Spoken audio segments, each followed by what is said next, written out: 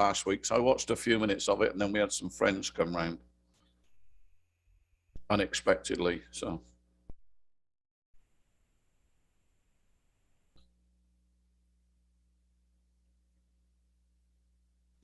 you have friends? yeah, believe it or not, you know, and they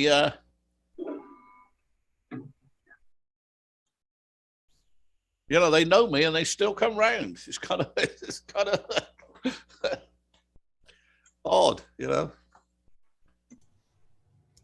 Yeah, I ended up here because of friends.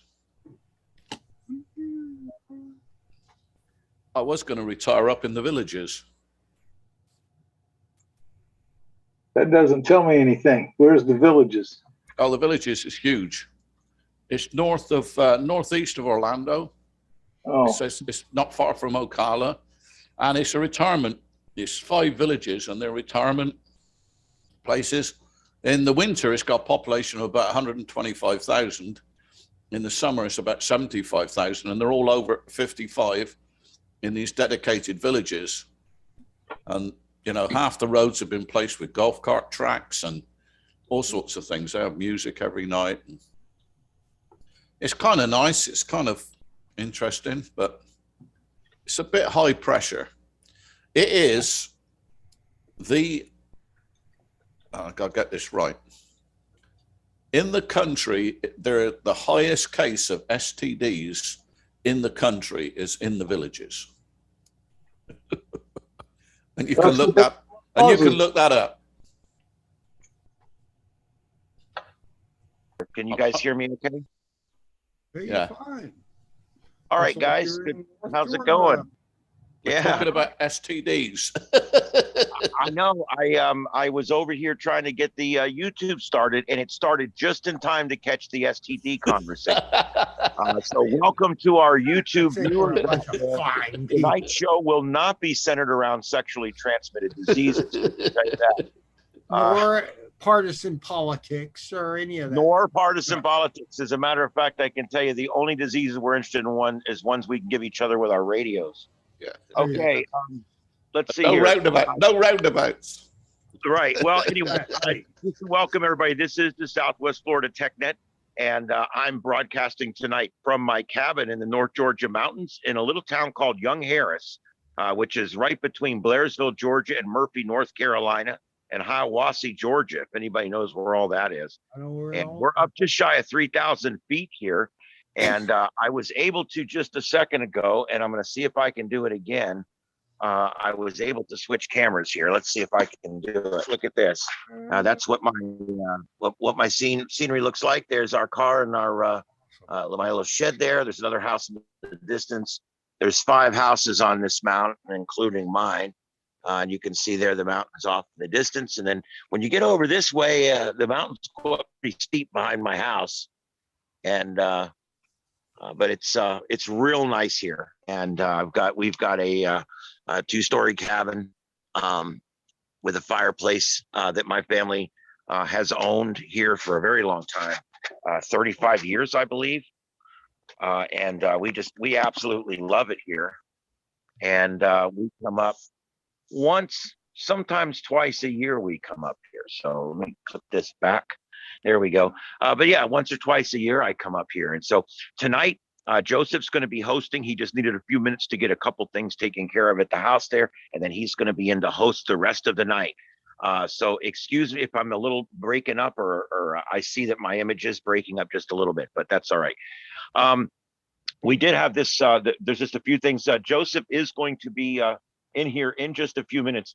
And he's going to be talking about how to do all the different types of modes with your SignaLink box. And so he's going to deep dive into that. And I believe he's got a couple of other things as well that he's going to talk about after that. So that's going to be coming up here in just a few minutes. But first, as we were talking about just a few minutes ago, we've got the sun is really active right now.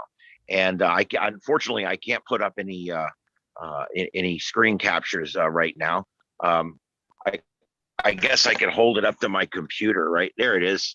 Anyway, you guys, what's going on? My computer is tethered through my phone. which means I only have 1 gigabyte of tethered bandwidth. But my phone has unlimited bandwidth. So that's why I'm doing the meeting on my phone. As soon as Joseph comes in, I'm going to stop the meeting completely over on my laptop. But anyway, that's what there is with that. This week's big news is going to be solar cycle. Man, we are just getting into it like crazy. The sun has produced dozens and dozens of sunspots and solar flares over the, not dozens of sunspots. This cluster of sunspots has produced a number of solar flares. And so these solar flares have caused radio blackouts, mostly affecting Australia and the southern hemisphere on the other side of the world. But some of these effects have affected the entire world globally. As a matter of fact, oh, they are? I don't know if I can, let me see if I can zoom in. Hold on just a second. Where are they at, babe?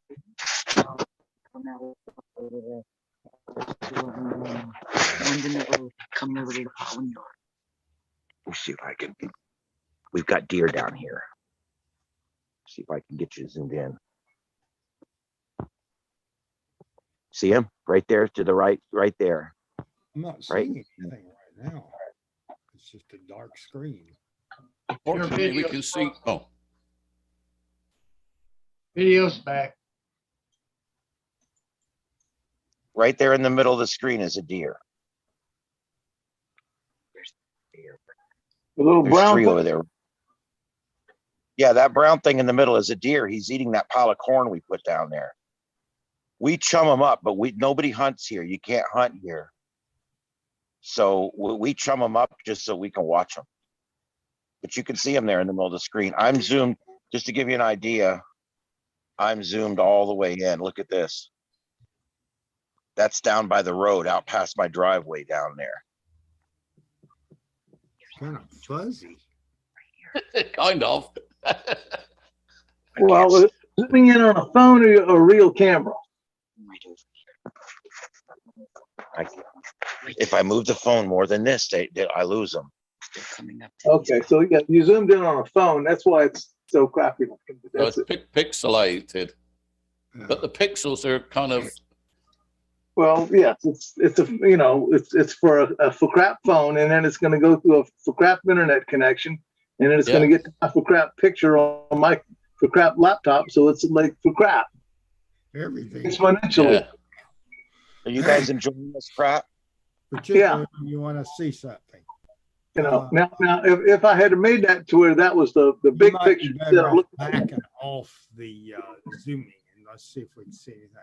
We literally we have deer that literally just walk up here like that. They'll 4, 5, 6 at a time just come walking through the property, and we put down all kinds of stuff for the squirrels, and we like to get all the wild. We're wildlife people. We love cats and wildlife, whatever. We love all the animals and stuff. So we try to chum them all up so we can see them all. And so that's what we got going on there. But anyway, I just wanted to show you that there literally is deer. They're looking at me because I'm talking. They're in my driveway right now. Have you seen any bears yet? There's bears up here. We've never seen one, but there is bears reported to be in their hills. But we haven't seen them. We see raccoons every now and then. We see possums all the time, squirrels all the time. And deer are quite prevalent up here. Like I said, you can't hunt on this side of the county. So there's a lot of deer up here. Okay. Anyway, we've had a lot of sunspots in the last few weeks, especially just in the last 3 or 4 days. And we just had another M-class solar flare. As a matter of fact, it was almost an X flare, but it was not Earth directed. Some of these sunspots are working their way around. But it says the sun has produced dozens of solar flares. 0 debris is actually heading our way, though. Remarkably, all of the explosions have been off target. Active sunspot complex is still turning towards Earth. However, what they're basically saying is all the ones that have been fired, it's like a shotgun. And if the shotgun's aiming at you when it goes off, it's unfortunate. But so far, the shotgun's been aiming over here when it's been going off, and we're not really getting the blasts into us like that. I wanted to go to Dave. Dave, tell us what you told us earlier about those blackouts. Oh yeah, on Wednesday evening we have the Amateur Radio Association of Southwest Florida. We have a net on the third Wednesday of every month at 7 o'clock on YouTube.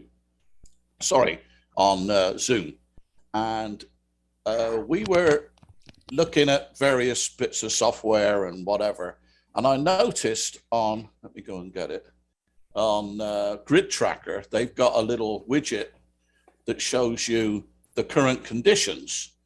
And I was kind of bragging that the current conditions were 163. We're looking at it, and the SFI went question mark, question mark, question mark, question mark, 4 question marks. So I thought that was a little odd. I mentioned it to 2 or 3 others. They all looked at different websites, and fair enough, they were all saying the same thing. So we tuned around the band. 80 meters were working, nothing else was working. Everything else was completely dead, just noise for maybe 5-6 minutes. But I can't find anything anywhere that says there was a blackout. But, you know, I'm pretty sure there was. I just wondered whether there was actually a blackout. But, you know, what I was wondering initially was it a blackout or was it the reporting system that was down? But no, it was a blackout, because just in this area, we had a guy down in, well, a few guys down in Naples, one in Ave Maria, myself here in Bonita Springs, and a few in Golden Gate. And we were all seeing the same thing, nothing on the bands above 80 meters. So, you know, whether So we when was this? that was Wednesday evening around, Wednesday, okay. around about 8 Back o'clock. then I was on 20 and it was beautiful. I did the slow speed test CW at 4 o'clock. Yeah. I was working all over the country running 5 watts into the hex beam, just 5 watts. That's Yeah, well, all. currently the SFI is 163. So it was 165 on Wednesday. So, you know, that was kind of interesting, but I can't find anything. There's no reports on anywhere that there was a blackout, whether it was local, but I believe the SFI is only measured in like 5 or 6 different places, isn't it?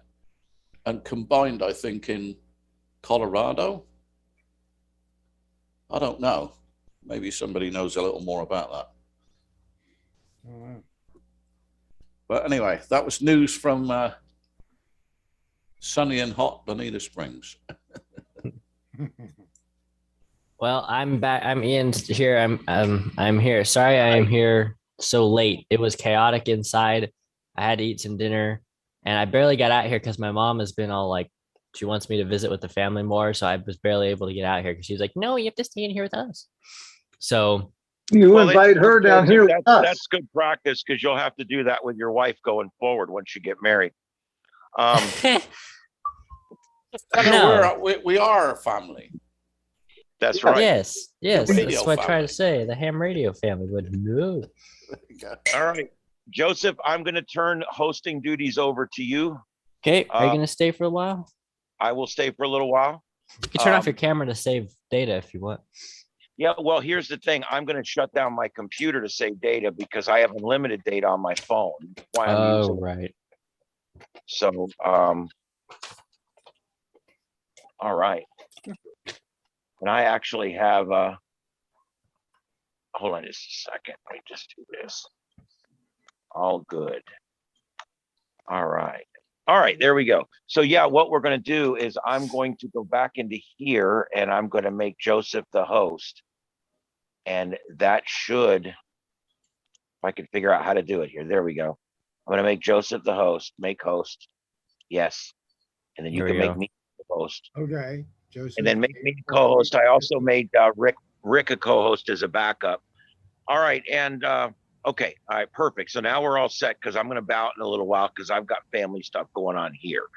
But I just want to let everybody know there was no newsletter this week. There will be back to full newsletters next week when I get back from my vacation. I've had a great time. We went to Baltimore for 3 days.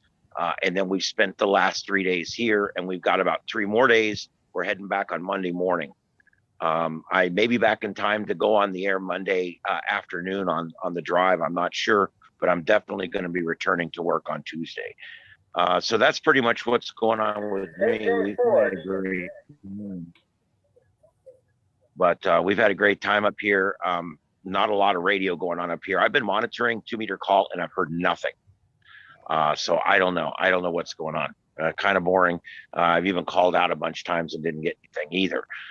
So it's a little disheartening. Other times up here, I've got some POTA, lots of POTA stuff on 2-meter. But tomorrow's the weekend, and I'm going to be monitoring 2-meter call on FM, which is 520, and I'm also going to be monitoring 2-meter on single sideband, upper sideband, on the 2-meter upper sideband, which I think is 444 220 or something like that. But whatever it is, I've got it.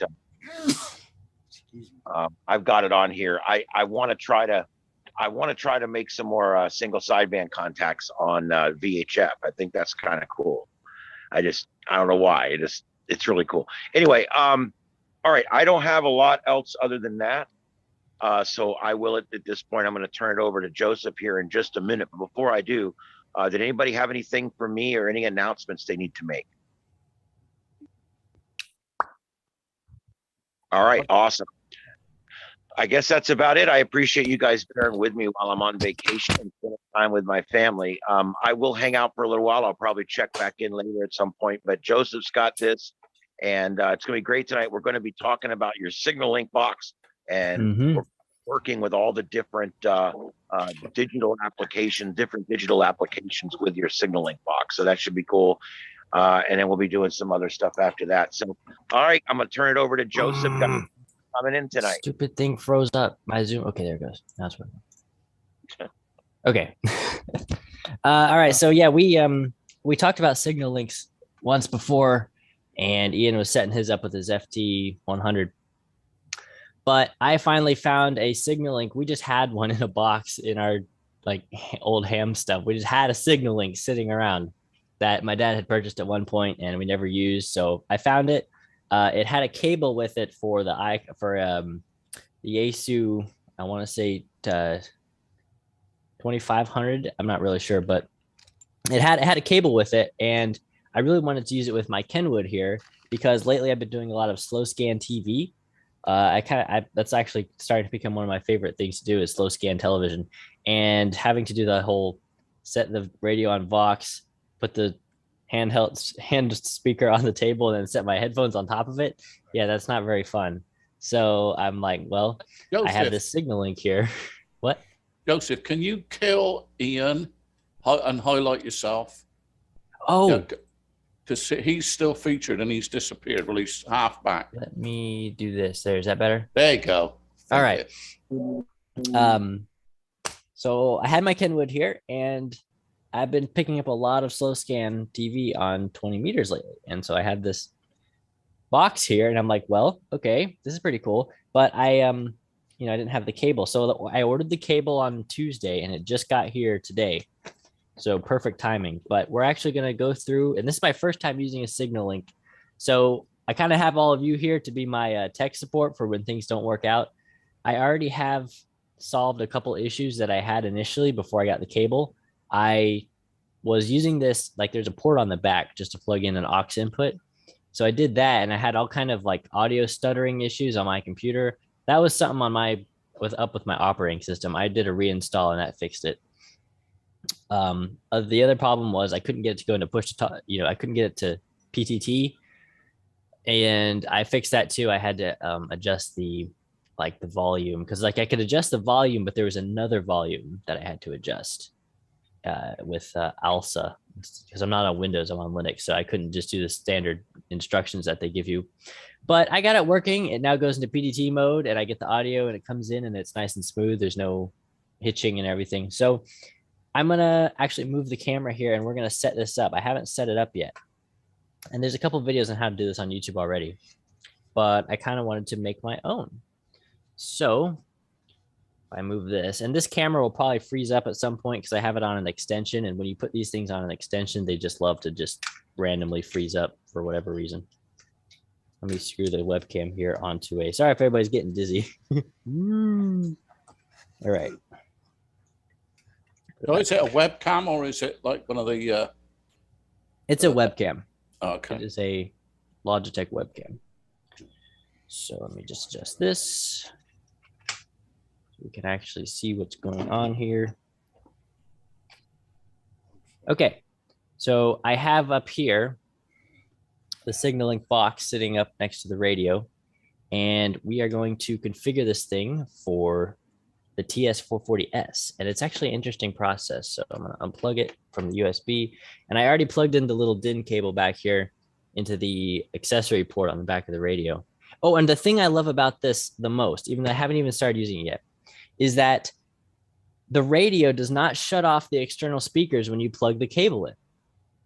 I always had to turn on a loop back of some sort to listen to the radio through my headphones if I wanted to do any kind of digital. Now I can feed audio into the computer without cutting off the radio. And I'm so happy about that because that was so annoying. But here we have the SignaLink box. And I'm going to show you the stuff they gave me. So the cable came with this little card, and it has the instructions for what you're supposed to do for each radio. This camera should autofocus. I don't know if it's going to want to do that or not, but I'll just hold it further back so it's in focus. So it has little jumpers in the SignaLink, and you have to line these up depending on your radio. So I have a TS440S, which means I have to use this one here. And as you can see, you have this little module here. None of the other radios have that module, or none of the ones that this cable works with. You have this one. They're all just going directly across.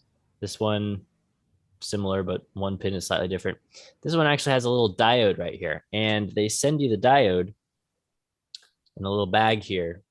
And I was a little bit worried because when I ordered the cable, it didn't say if it would come with that diode or not. So I'm glad they did. But this is so far been a very good experience. I ordered it direct from Tigertronics, the actual website, and it came in about a week and had everything I needed. This stuff here, these are the little jumpers.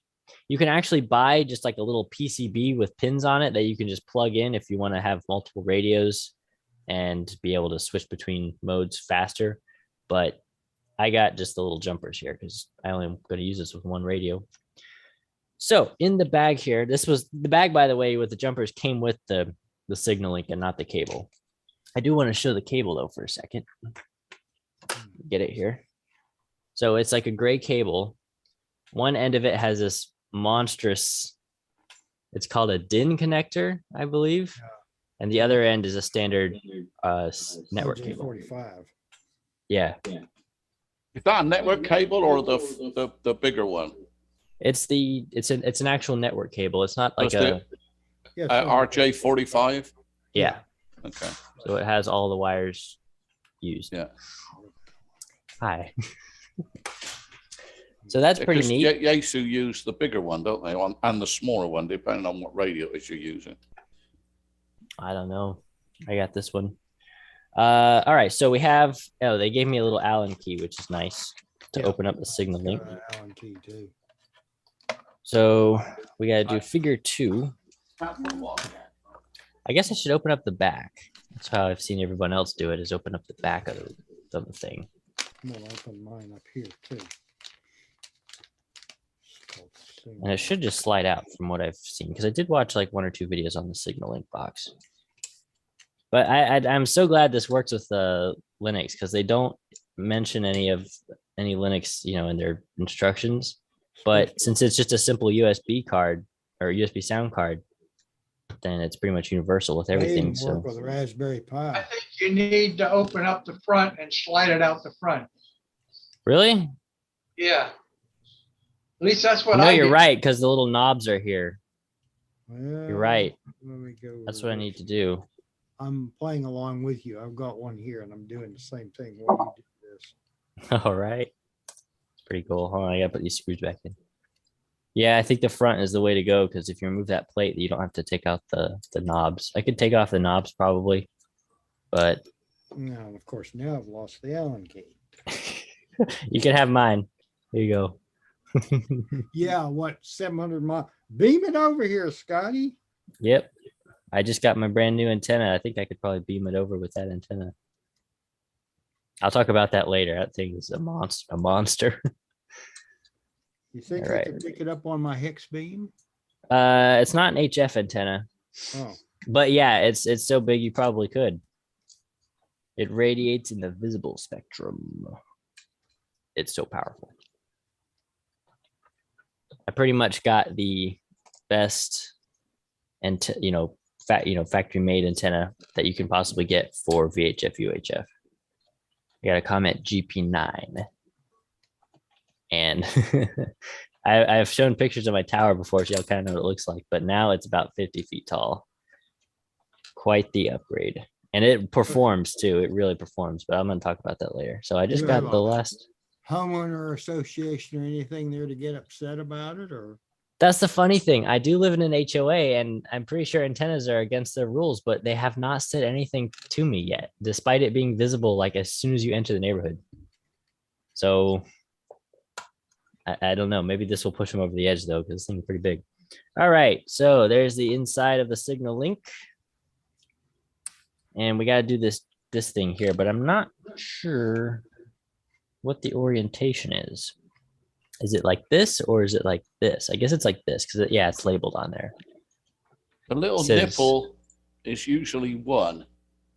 On that socket, you'll see that one end has got a little dimple in it. I can't see it from here, but if it's a regular IC socket, it should have a dimple in between the legs at one end. It does. It's got a little notch right there. That's normally one then. Okay. I really wish this camera would focus. I had to reformat my whole system if I hadn't, because of the audio issue. If I hadn't done that, I could have done I would have been able to have my controls up and ready to do that, but I don't. So kind of surprised they don't put the legend on, the pin numbers on the actual silk screening of the PCB. Well, they do. Oh, they do. It's called PT. 1, 2, 3, 4, 5, 6, 7, 8, 9. Oh, okay, you got them. Okay, okay, sorry. Focus. Can I get this thing to please? That's pretty good. All right. So now we got our little packet of jumpers here. This is going to be a little bit of a challenge because these things are pretty small. Gotta dig through my mess here. I've got a couple extra ones here. Find my pliers. Here we go. I want to see how it's set up. All right. So you might be too close for the focus because your leg seems to be in focus. Well, certain parts of the desk are in focus. It's like it focused for a second, and it seems like it's just choosing the wrong thing to focus on. Like that. It might be this end. I can't. Because I can see the cables that are either on the floor or something. Oh, they were sharp. No, they're not. Oh, it's drifting in and out. Yeah, that's the problem. Is it an iPhone? No, it's a Logitech webcam. Oh, No. Move the cabinet away. I think it's focusing on the cabinet. It might be because it's brighter. Try that. And make it to where it can't move the camera so it can't see the floor. Oh, okay. Yeah. It still doesn't work. It's focusing over here. This is circuit board over there.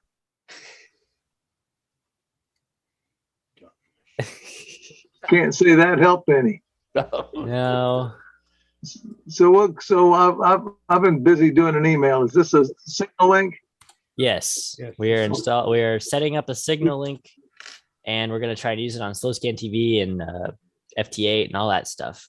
This is my first time using a SignaLink. We did do a net on this previously one time, but that was with Ian doing his, and now I'm doing mine.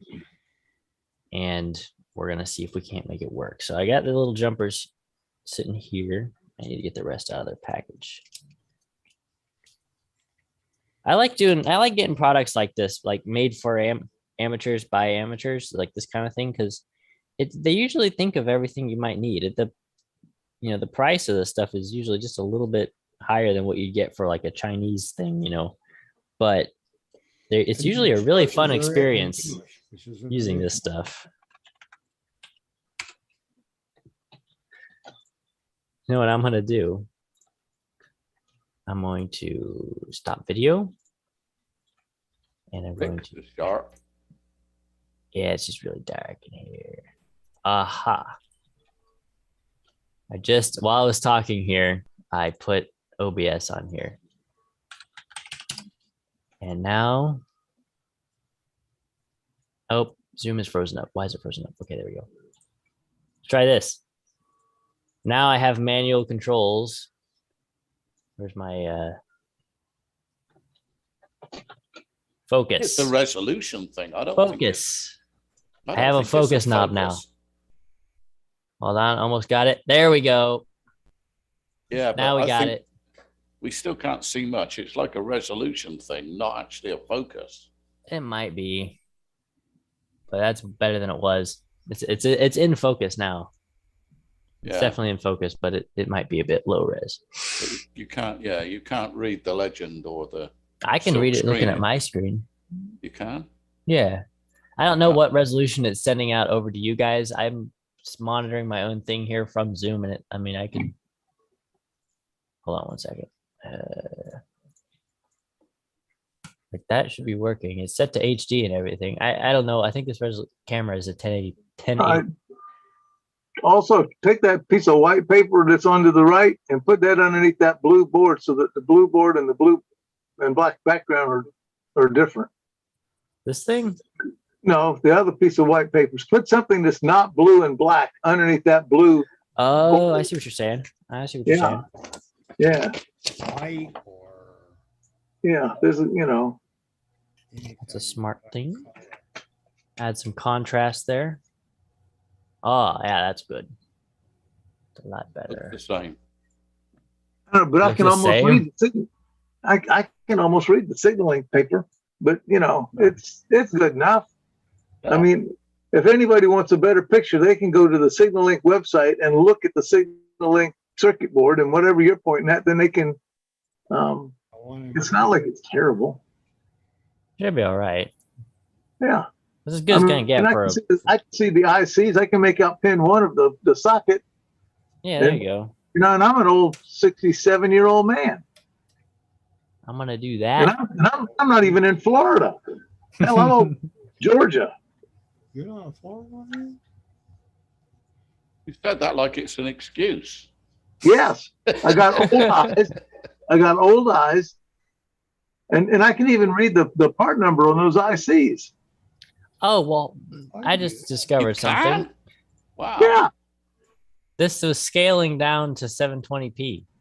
I can do that too. And I'm a Florida man at 70 years old. You know, And see, that's well, wait a minute. I forgot that. Not Ian. Dang it.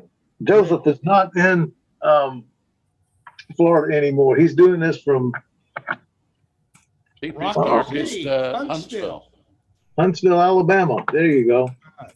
What is this?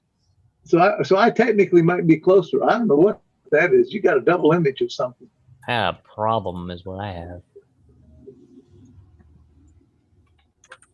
Sorry for this brief interruption. Oh, what my manual gain control. Anywho. Oh, great. Now when I hit start virtual camera, nothing happens. Wow. All right. Sticking with that. Ooh, that looks pretty good. That's now just direct through Zoom. That looks all right. Yeah. It'll work. Okay. It'll. That's not bad. Okay, so I'm just going to put these little pins in here. So we want to do this one. And I have little tweezers here, which will make this probably no better. So I'm just going to use my fingers. So all three of the top rows look like they just plug in normally. Just like one to the other. The little jumper board is a neat idea. Except, I mean, if you have one SignaLink and you want to switch between radios, you still have to take the front of the SignaLink apart. Take the lid off and all that. So it doesn't really save you. I mean, it saves you some time, but I guess if you're well, if you have 3 or 4 radios and you want to change it in the field, having those little gizmos and it's labeled ICOM or Yaesu or blah blah blah, and you got a little tag on it, that's one thing. But you know, you can go and buy another IC socket for like 19 cents, and you can put those little wires on there. That's right. Or they make it. I've tried it, and the solder pins are too big to go in the holes. No, I have stacked IC sockets 2 and 3 high. If you use an IC socket. Joseph, you were showing us the diagram on the back of that card, and you said that was the one you had to use. Correct. Right. Okay. Yeah, I have to do this one. Okay. Saves you one. again. Oh, you're all right. They're both the top ones were 3 anyway, so you're good. Yeah. Oh, I want to know is how come it's a diode and it's got 3 legs? Well, that's a good question. I think there's a diode in both of them. So that's 2 diodes. Yeah. I'm not 100% sure what this is. So it's like a Schottky there. I know what it is. Because it's on the PTT line by the looks of it. Yeah, it is. So, okay, so it's like a Schottky diode. It's 2 diodes with the anodes connected together. Right. All right, I'm with it.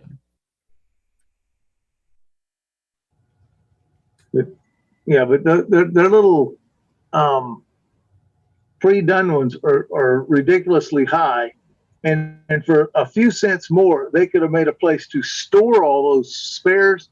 For if you wanted this thing to be used for 3 different radios, store those inside the box, so that when you've got the box and you've now grabbed your other radio because you're taking your packet equipment or what have you out to the field.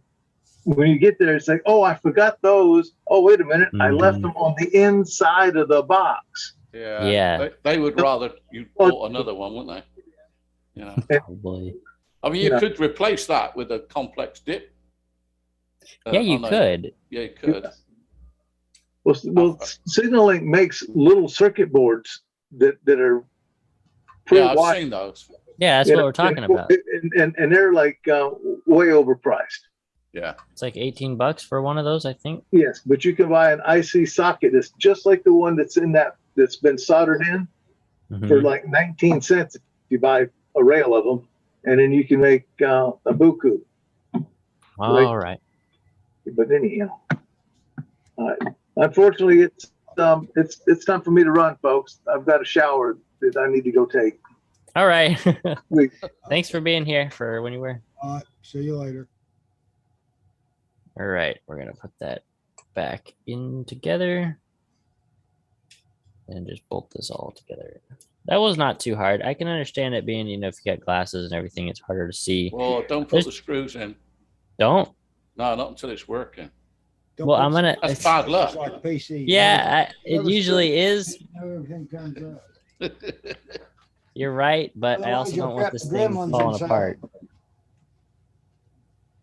You're correct, but I don't want this falling apart while I'm trying to set it up. So don't do it up tight then, just finger tight. Yeah, I'm not gonna. So as you don't lose them. I could see that. I'm pretty excited to try this out. I got I've been working on my tower yesterday since I got the new antenna, and so I had to, when I got home today, I had to rig up the 40 meter because that was not set up originally. I'm still a little concerned because it's, it's not electrically, there's no insulator anymore because the antenna is way too big to use the mounting method I used before. So I had to get rid of the non-conductive PVC pipe. And now I'm concerned that my inverted V, they say though, that because the center of the inverted V, the voltage cancels out, it shouldn't have any effect on the radiation pattern or SWR or anything. So we'll see. I'm going to test. I'm going to transmit tonight. We'll see if it's obviously performing worse or better or what with the new mounting method. And then we'll make our determination here. All right. I saw one of your videos this week. I think it was with the new mast, but OSHA would, lock you up forever. Oh, I stood on top of the ladder. You stood on top of the ladder, yeah. This is not a step. I know they all say that, but why'd they put it there? If you don't, because that's where you rest your tools. Nah, I rest my feet up there. I know. I can see. Yeah, I have to, unless I want to get a bigger ladder. And it's amateur, so that's my excuse. I got to plug this DIN cable back in here. The accessory 2 port. Okay, now that's all connected. Computer is connected. It just turned on. It has power. I don't see any smoke, so that's good news. That is good. Yeah, don't let the smoke out. I saw it trying to The come magic out, and smoke. I pushed it back in. Yeah, you've got to keep that magic smoke inside the wires. I know. I just got it. It's too early. It's too early to come out. There's my setup. I got my new amplifier up here as well. All right, I have it on 7033. That is the simplex calling frequency, but I guess we should put it on 7071 for our first test. Oh, I can still hear the sound. I love that. And if I go to input devices and I look at the sound card, I can hear the radio audio. All right, this is awesome. 7074. All right, there we are. Actually, that's 703.9. Has to be perfect. There we go. Okay, now I'm going to switch this. As long as your rig's correct. What? As long as your rig is, whatever they call it, aligned or. Oh, yeah, it seems to be on frequency just fine. All right.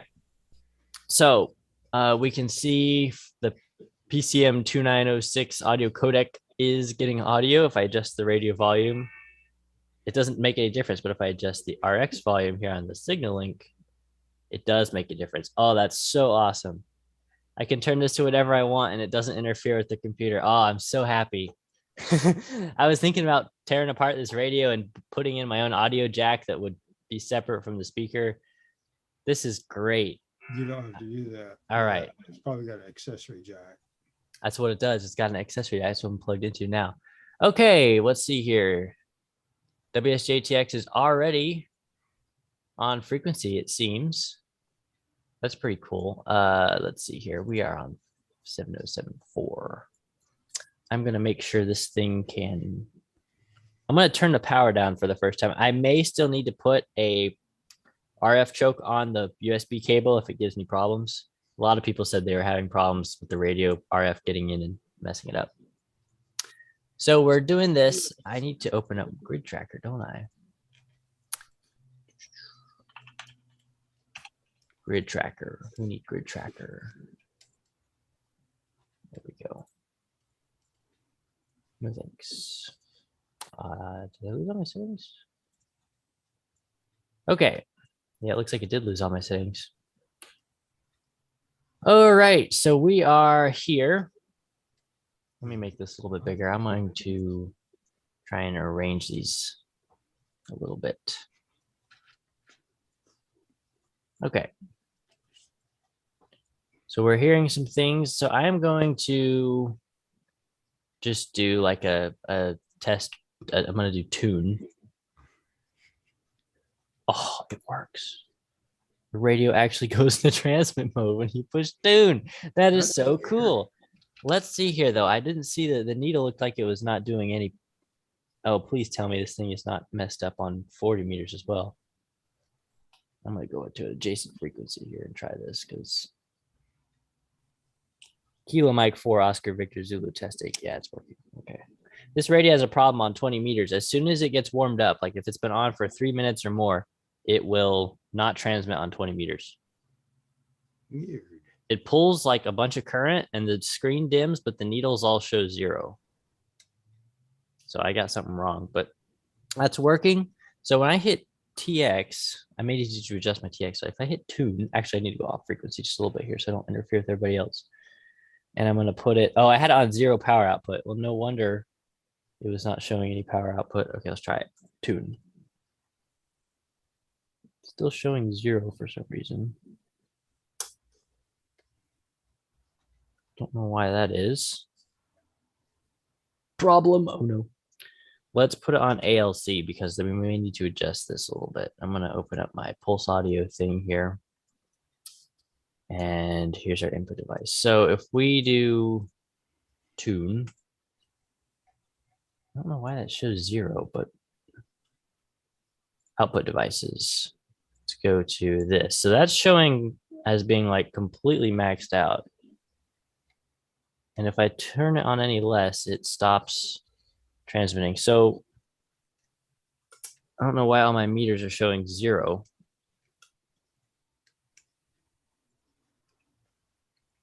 Yeah, it's not putting out any power at all. It's going to transmit, but it's not putting out power. So could be that we have no audio getting to the radio, which would be weird, but maybe the wire was messed up or something.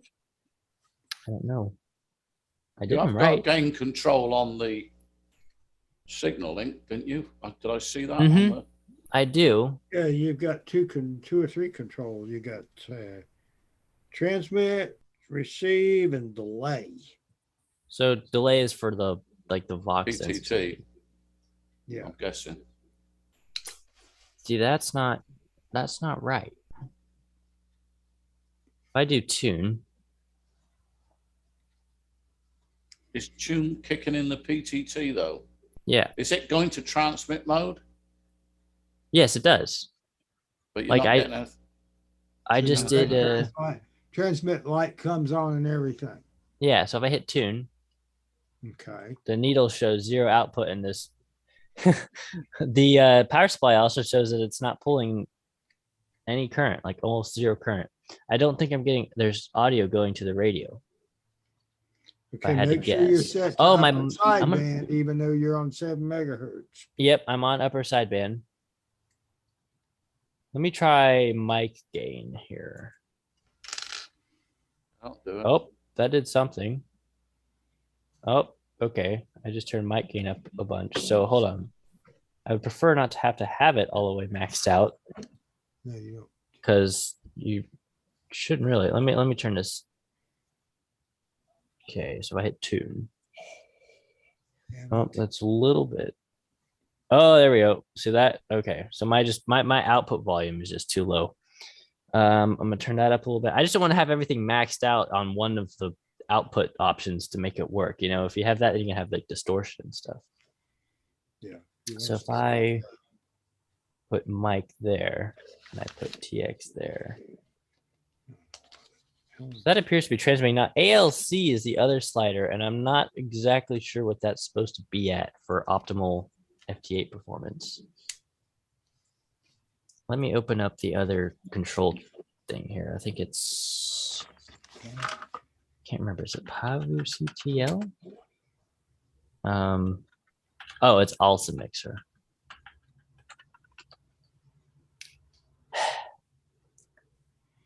Am I typing that wrong? Yes. Yeah.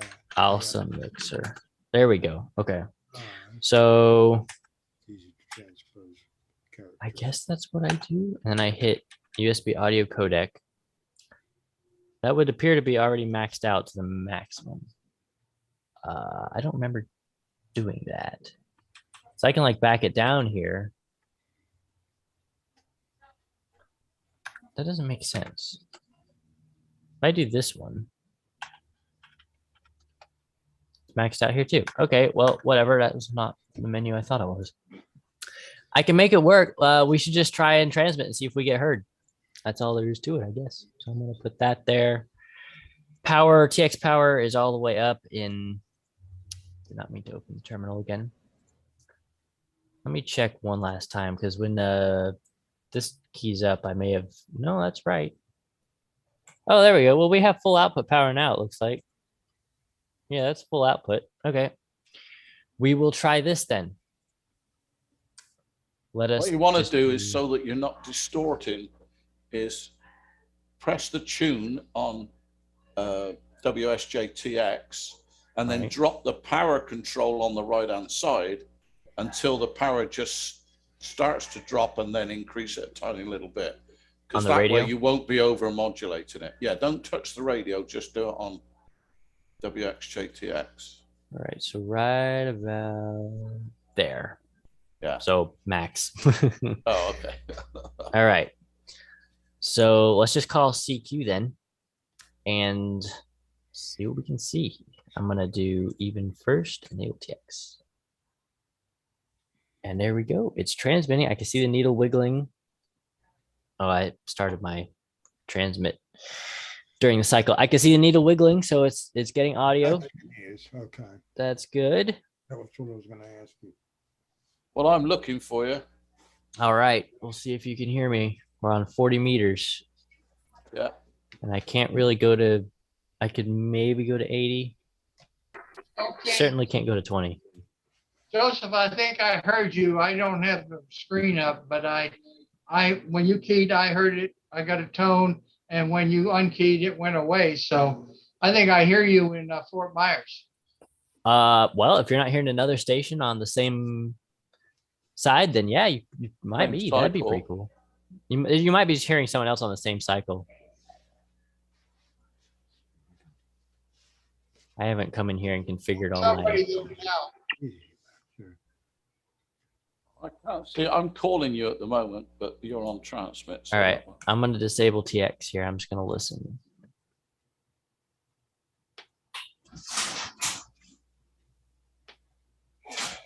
Oh, well, I'm not even on the right frequency. Well, that won't work then, will it? 7074. Yeah, I was on 7080 because I was tuning. Oh, see. All right. I'll let it run for a cycle or two on listen and see if I can hear you. I'm going to go in here and put my alerts. No, Ian likes to tell you about his alerts every time. Yeah, I don't use alerts.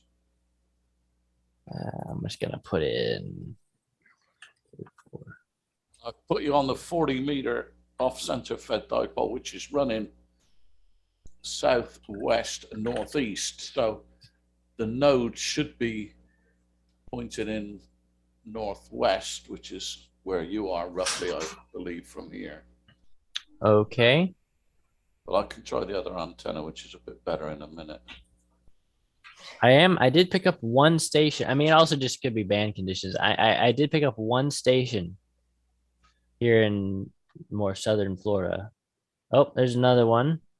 But nobody, I'm not picking up anybody else from your area. So it's probably just band conditions. Yeah, it's long. I think that the band is long because I got a ton of stations. Germany, Belarus, England. I'm getting stuff from Germany too, yeah. So, well, not from Germany, but. Yeah, I got Croatia, Puerto Rico, Romania. The band seems to be very long at the moment. Sure does.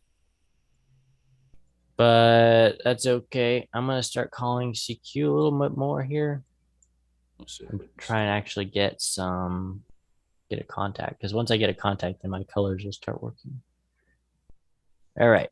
Let's just enable TX. I can't wait to try slow scan TV in a minute. That's the main thing I'm excited about. The other thing is the band is pretty busy. Oh, I didn't even check my where I'm transmitting on. I gotta adjust this here. I believe I set that to 4 most of the time. That seems about right. Yeah. I'm probably transmitting on top of somebody at the moment. Yeah, I think I am. Well, this is okay. I also need to go to PSK reporter. Where is it? Where is it? Where is it? There it is.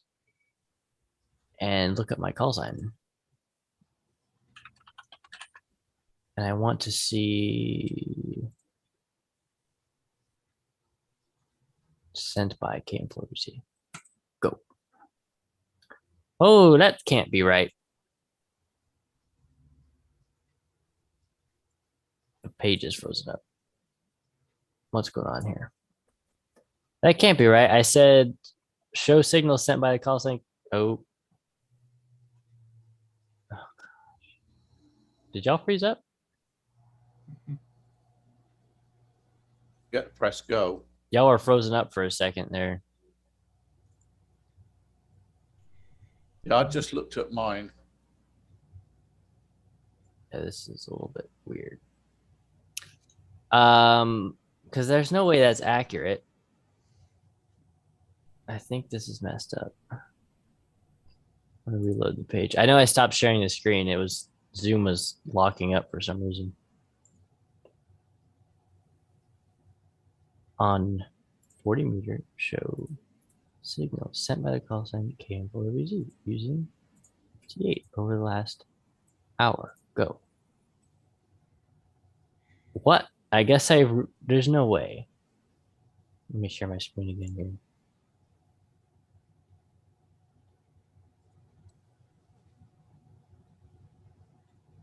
Because look at that. If there's no way I'm being heard. What is this? Can't see anything. You don't see the screen? I still see your radio. Oh, hold on. Did that do it?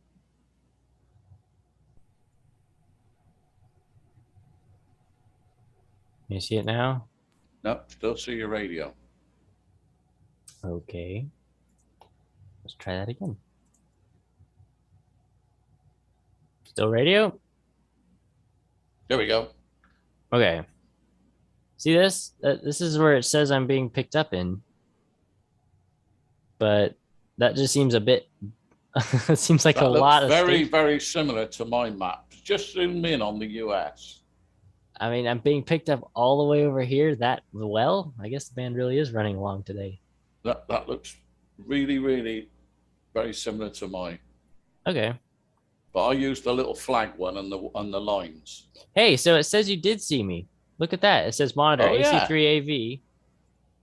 FTA. Yeah, it says that you heard me. You. So I am still calling out. I've been transmitting this whole time, actually. Yeah, I'll just switch transmit off. Let me see when the last time you heard me was. It doesn't say when you heard me. Do you know absolutely everything? Oh, from what is this? Somebody is calling me. Oh, okay. I'm a little bit confused here. But what were you saying, Rick? Oh, sorry, Dave. Yeah. No, absolutely everything on WSJT-X. On the left hand, the whole thing is sent back to Princeton from your logs. So, you know, if you look at your left hand side and you've got all the CQ stations and all the stations you receive and everything else, all of that goes back. They must have one hell of a database. Yeah. What do they do with it? Oh, they're using it to spy on us. No doubt. Wow, I just got another person calling me. Let's see. Shout Guernsey's on. I haven't done Guernsey on 40 meters. So I just did. I'm confused here. Bunch of stuff started happening all at once. Now I've got like 4 people calling me. I got 5 people calling me. What is going on? Who do I answer? We just did. The top one. Well, I always look at the numbers. Answer the one that's strongest. We'll do KROP.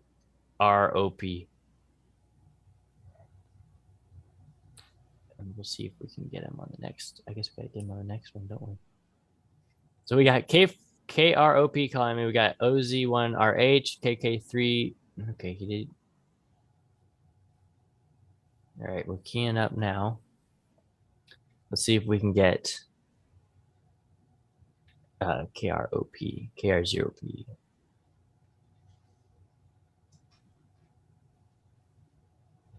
Oh, now the thing just popped up that says participants can now see your screen. Why is this being so slow today?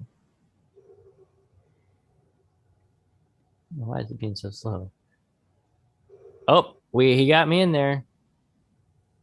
Hey, why is my little pop-up not here? It didn't ask me if I wanted to save the contact. Where is that button?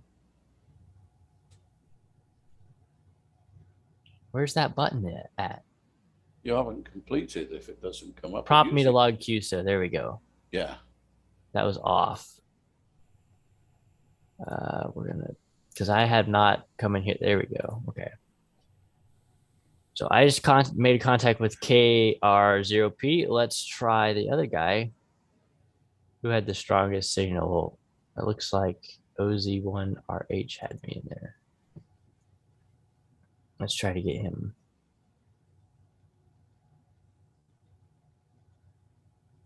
Well, oh, I just saw you in there. Value AC3AV, last message. So that was you working somebody else. I'm trying to work GU5WZY. Okay. I can't see you, but are you? No, you're not calling CQ. You're working others, aren't you? Yeah. And I can turn the volume up or down on the radio if I want, just to listen to the noises. Awesome. That is so cool. This is like the best thing ever. I think I just got you again. Okay, so that guy I was calling did not hear me. We'll try one more time. Now I can actually work FT8. I mean, because before it was like you got the opto couple, which makes it so you can't use your headphones anymore. Now I can actually do it if I want. I can actually come out here and do FT8 if I want. So I'm pretty happy with that. Oh, I can see you. Right, I'm yeah? giving you a call now. Yeah. All right, I'm going to stop trying to call this other guy. You were trying to call OZ1RH? Yeah, but he Yeah. was not hearing me. Oh, well, I've just called you. Okay. I'm going to wait here and see if I can see you. Like I see up here, it says. It should appear red. Right. So, and it would show up in RX frequency, I guess. Yeah. Oh, there we go. There we go. I got you -08. Oh, that's pretty good. Yeah, it is. I've got you. I don't know yet. That's Hey, why is it +5? +5? Yeah. Wow. I've obviously got a better antenna system. Well, yeah. But mine's Still, all that- in the attic. That does mean I am, you know, the system's working. Well, hang on a second.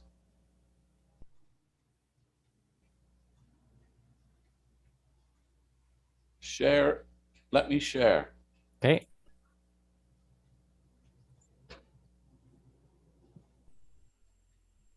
Here we go. I guess that'll be the first contact logged. There you go at the bottom. Ah, yay. That I've just got it. I'm just logging you now. So there you go. You're +5. Look. Oh, you went to +3. Wow. The R&R was +3. Well, there we go. So there you go. I got you in the log at last. Yay. I got you as the first log on my database here. That would be you as the first log. There you go. Yay. Well, that's pretty exciting. cool. Oh, see here. I got to stop sharing. There we go. I rescan ADIF log. See if I can. I mean, the colors are working, so that's fine with me. Wow, that was cool. I'm going to come back to this later because there's a lot of of stations, isn't there? over here in Germany and stuff. Yeah. I want to pick them up. I want a lot of contact over there. I don't know why my map is not loading. It literally decided it's not going to load. That Even frequency. Jasper's impressed. He sat here watching. That's the dog.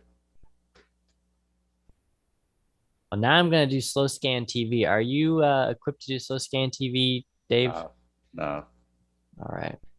Maybe I can find somebody. Man, the problem with this radio is that it won't work on 20 meters.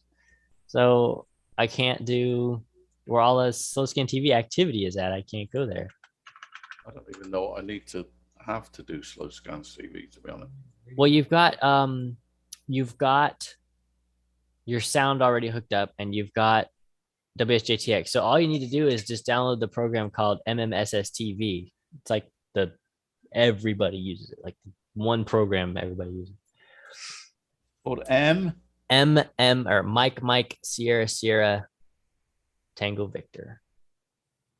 Mike slow scan TV. Yep. And That's just what it's called. yeah, and you oh, okay. So you just need to receive a signal, do you? Yeah. So for me to share the actual program here, this is what it looks like. It's Okay, so you got a couple tabs here. You got like history, transmit, a couple different things. You can choose what mode you want to operate, and that's pretty much all there is to it. So what I'm gonna do is try and transmit some, because I've definitely done a lot of receiving, but not a lot of transmitting. So let me import some pictures here to transmit. But if you set that up on your end, then we can test it out, because you were able to hear me. These are a bit more wideband than FT8, so it won't, get quite the distance that FT8 will. Yeah, I'd like to do it. I can't use PNGs in here. It has to be JPEG. So on the software, if I did it on the PC with, Are you on a Mac? I usually do everything on a Mac, but I've got a PC. You see, I use SDR, the receiver, which couples up with the PC. It doesn't couple up to the Mac. I've got everything else on the Mac. Right. So if I've got the SDR running and it works okay. What is supported by this program? Okay, so I've got the SDR running. And it's running, and I got the antenna switched to the wrong rig.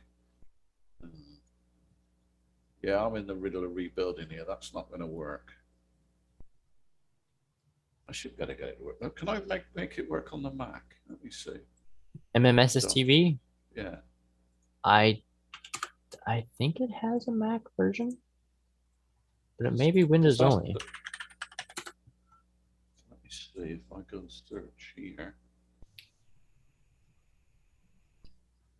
Yeah, I only see a .exe.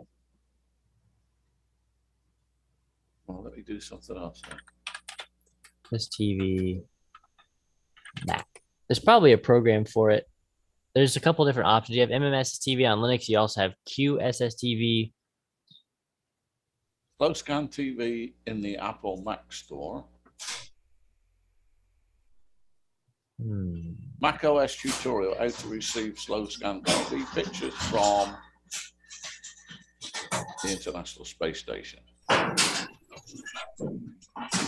Some chick doing it in English. Oh, it's a video. Okay. I'm looking here. I got to import media photos. So like that should work. Yeah, that works. Okay, you can do it using something called Black Cat systems.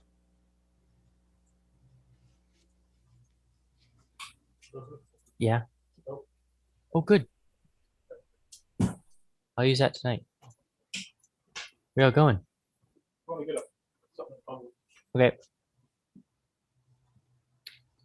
And I am just so scatterbrained tonight. I want to import an image into this program so that I can, and then get it off this frequency, because that's not what we want. 7033 is where we want to be for slow scan TV. The other problem with doing slow scan TV on 40 meters is that nobody knows the frequencies for slow scan TV. So you just get tons of transmission over it. Load from file. Please just import something. Open. Click on one of them little tiles and then right click. Send to Alfie. What was that?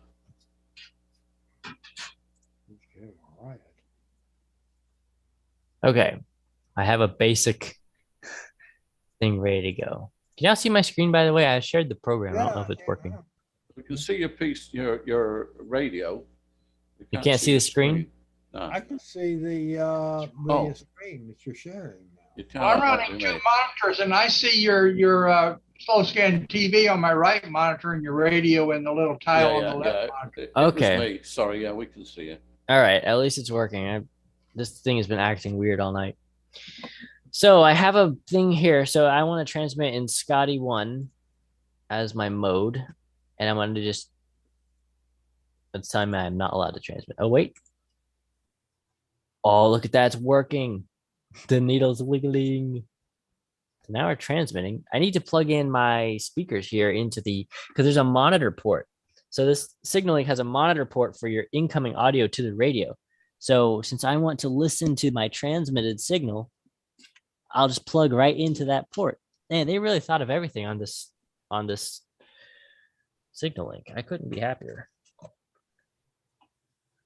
I just have my little cable here, and then I can make sure, you know, audio volume is good and whatnot. Ah, don't touch that with your finger. Down. So we should be able to plug into the monitor port to hear our outputted signal. And it works. Oh, that's so cool. The needle's wiggling and everything. That is so cool. Oh man, I'm gonna play with this so much. This is gonna be like I'm gonna do this so much. I love slow scan TV. So I'm using something called multi-mode Coco. You want to share your screen? Maybe we can help you set it up. See one in chat. Sean Denton, WWG 92. So this is what I've loaded up. All right. Please buy your copy of this program. Hopefully that's not a requirement. No. Okay, so this is supposed to be, it looks like a Morse code decoder. What says words per minute? Words per minute. We have a frequency line and we have text. Yeah, so I got changed the mode to slow scan TV. Oh. So put it on. So put it on where it says Robot 12C Viz 0. Yeah. Put that, if you can, on Scotty 1. There should be Scotty 3, Scotty 2, Scotty 1 VS60. Yeah, I guess that's it. And then your frequency. So is your audio, I think that audio is coming from your voice microphone. Shouldn't be. Somebody do, well, it says built-in microphone. Can you choose on the right side there, you have different options for your input source. Audio codec, that's what we want. There you go.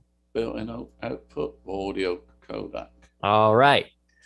So now if it's I don't getting know what frequency I'm tuning on. This is just the software. Right. So put your radio on, if you could do it manually, put it on 7.033 lower sideband. 033?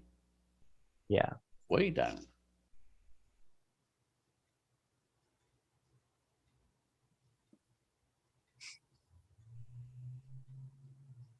Well, I'm on 033. 7.033. Yep, that's it. So you are, so it says waiting for Viz start. So there's nobody transmitting right now. You're not hearing anybody transmit. So I'm going to try transmitting and we'll see if you hear it.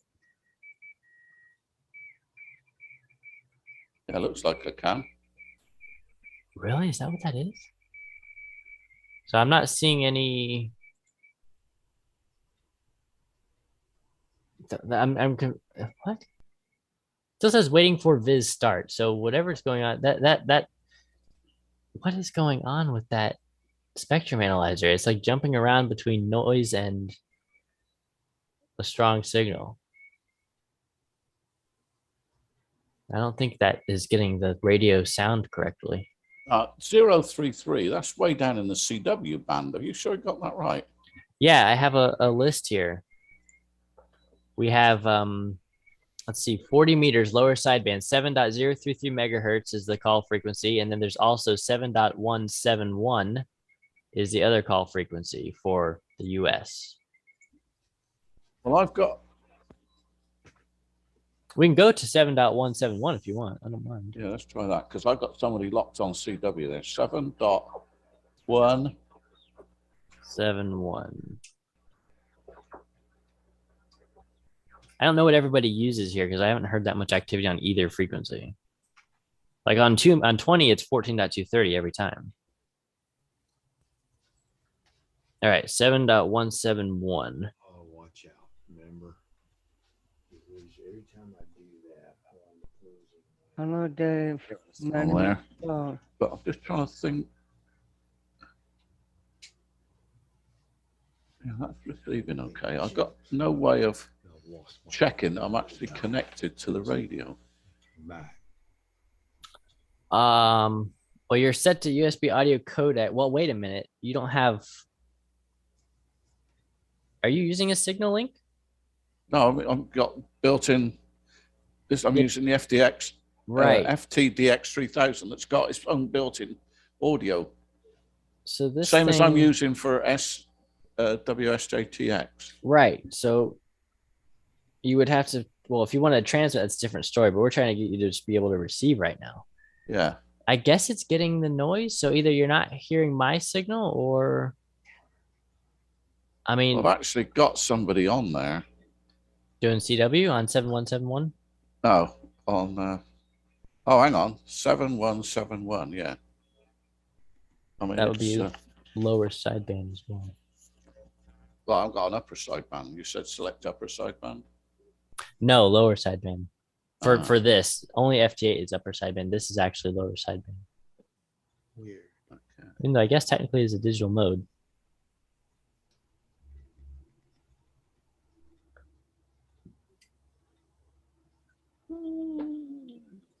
Right. No. The trouble, we get into these things, they do everything automatically. Yeah, I'm not familiar with that software, unfortunately. Let me I'm- look at QSSTV. I just wonder if this has a Mac version. No, there we go. CW, RTTY. Oh, I've got LSB data. I can It hear should- something there. It should be on LSB voice, or I mean, because it's okay. So now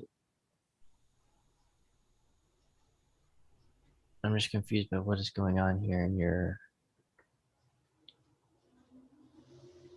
band scope. I mean, that little band scope there is jumping around an awful lot if it's just hearing noise. I don't know what you're hearing though, so And on I guess- LSB, and I got dropped down to 171. 171.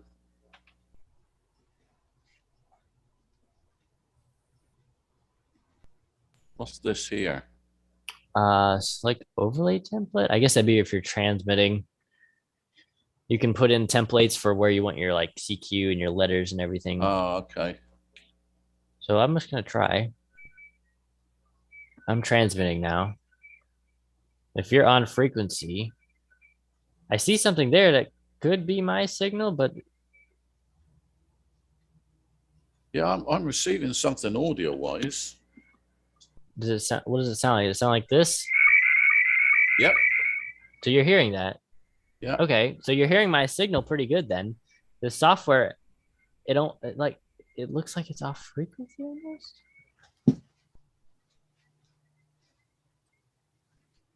I don't get what the little spectrum analyzer you have there with the green lines bouncing around. It's confusing me because there should be a spike right where it says right in between the two red lines that are close together. There should be a spike. It sure looks like it's getting my signal, but it's just not decoding. Why is it not decoding? Try just hitting auto. Press the auto button. Oh, it's like a toggle. That was not on before. Hit push the, I guess, start. Oh, hey, I think it's working. Something. Yep, it's a little bit distorted, but it's working. What am I It's really seeing? distorted. Oh, I'm seeing your truck. Yeah, barely.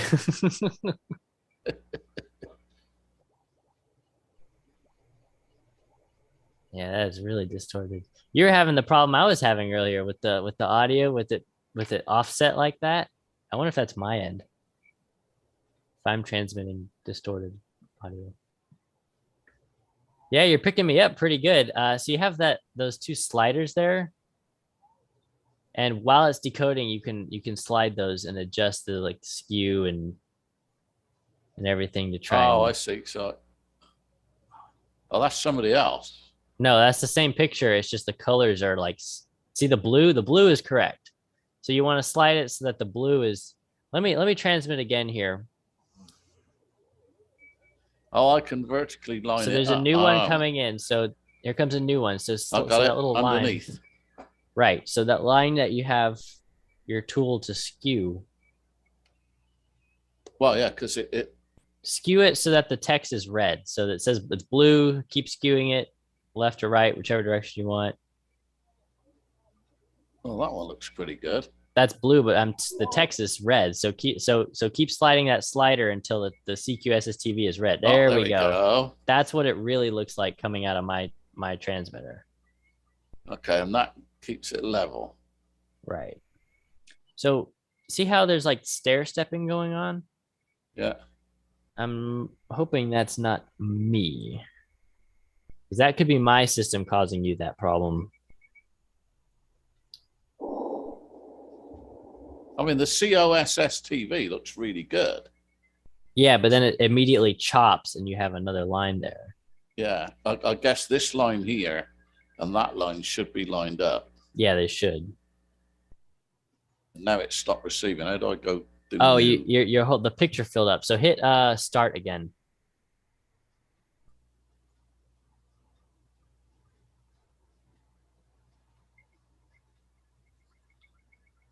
I gotta make sure this is not me causing this problem. That's gonna be bad if it's me.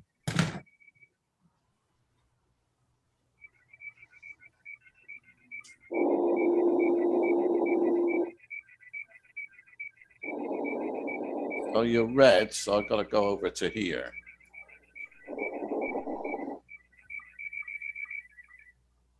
Oh no, I think it's me causing this problem. Okay. Because I just decoded it with my phone and saw the same thing. So how do I get an image to send to you? Well, there's a TX button up there, so you're gonna have to have an image to send. It'll probably ask you to select an image, and then I'm not sure what that would. No, it doesn't. So it doesn't see anything. File, decode from sound, stop decoding, open reason. Choose in it, close, save an image, save text. Receive, transmit.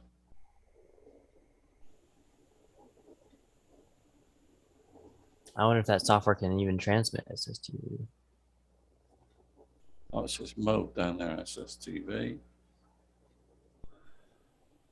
I don't know. Well, we can play around it later when we got multi.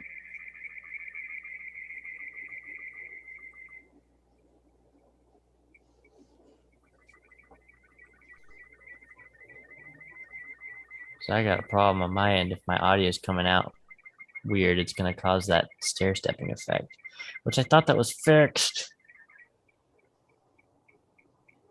I got nothing but garbage now. Still transmitting. Yeah. I'm on a different mode though. I switched to Robot 36. Oh, okay. That's a little bit faster of a mode. Robot 36 Viz 8. Yeah, I suppose so. Oh, well, that's a lot faster. So hit start. Hit start.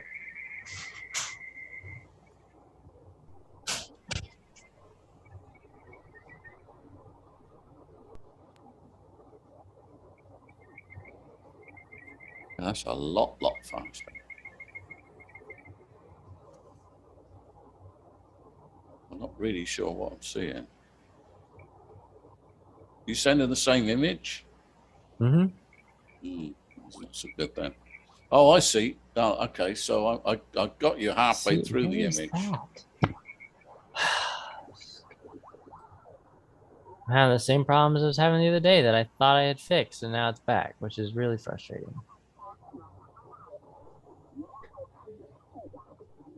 You might want to turn off auto because it's gonna keep doing that.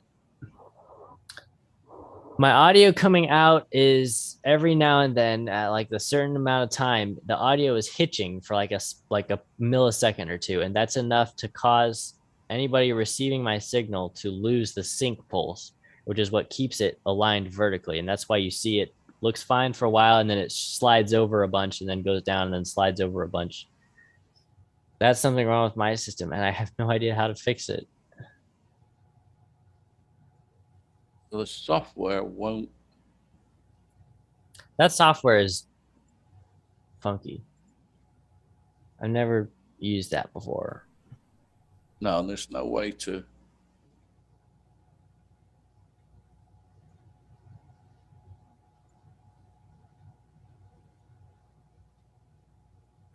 Okay. It's got a lot of options. As you can't see, it's got a million macros.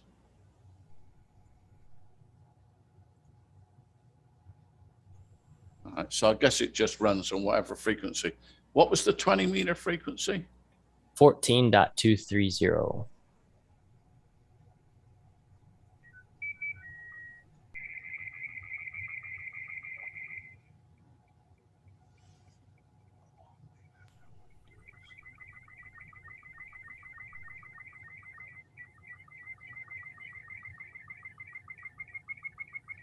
$14.230.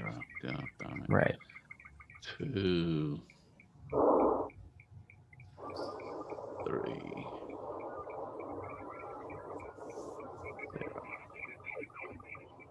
Hey, now I just transmitted one image successfully. That actually looked okay. I closed the pulse audio volume control. Maybe that was part of my problem because who knows? Maybe that's causing it to lag a little bit. Well, I'm looking at 14.230 now just to see if somebody else is. It looks like somebody is sending you a picture, but they're in a different mode than you. Push auto type. The button says auto type. Hit that. And hit stop and start again.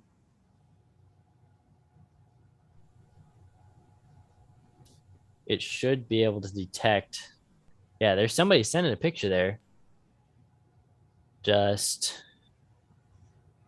yeah, that you're not able to decode it because you don't know the mode. You could try Scotty 1. Try putting it on Scotty 1. That's a pretty common one. You passed it. Up to, down to. There it is. You could try that. That's probably what they're using. You can mess with your skew and phase and everything to try and get it in. SSTV does this a lot better because it has auto skew, auto phase, auto slant adjustment. It has all that stuff done automatically.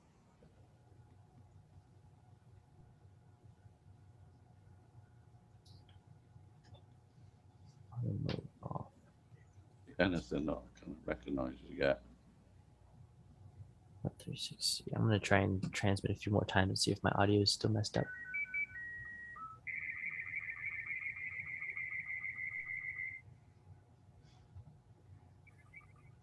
Did you turn off any type of compression or processing? Yeah, no, I don't use any of that. Yeah. So it's all auto, because this is the rig I use for FT8 and Whisper and any other digital modes that I'm doing. So I've got it at the widest bandwidth and, you know, audio compression right off, everything. Just, it's a waste of a good radio, really. But I'm going to go back to 7 and see what happens. 717. Still doing it. That's frustrating. The nice thing about this radio is once you've tuned into something and you just press the automatic memory thing, it logs it in. It does like stacking like a memory cabinet. So 717, I've got that now. Okay. I'm going to try another piece of software here to transmit because there's something on my system that's just wrong. And whenever I transmit every like 20 seconds, the audio pops and hangs for like a millisecond. And that's enough to screw this whole thing up. Yeah. You can't even hear it with your ears, but the software sure notices it.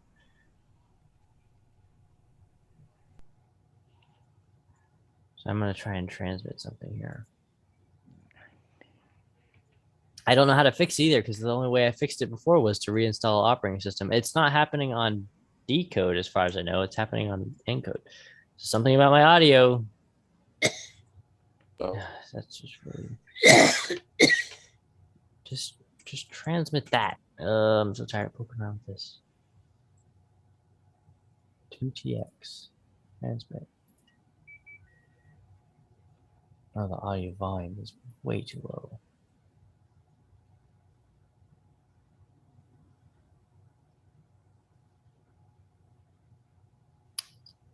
Then for some reason or other, we got 2 channels running on Zoom. 2 channels? Yeah, for some reason. I've got one running live and one that says live now. Never seen That's that weird. before. Oh, I did get a bit of a glitch there. On the decode. Auto again.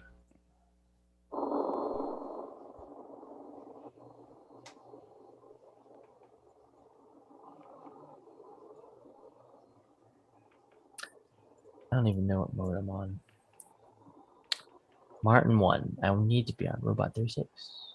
Oh, we go back to robot. I'm still on Scotty 1. I'm not even transmitting correctly at the moment, so don't worry about it. All right.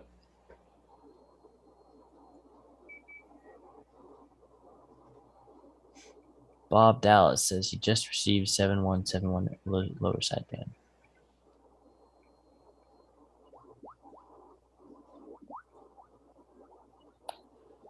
Wow. Stop. This piece of software is $90. Goodness. Yeah, don't buy that. I wonder it keeps saying. I mean, it has a lot of other modes in there. It looks like that would be pretty handy, but for slow scan TV, there's definitely better options. That's the first one I came to. When transmits radio station.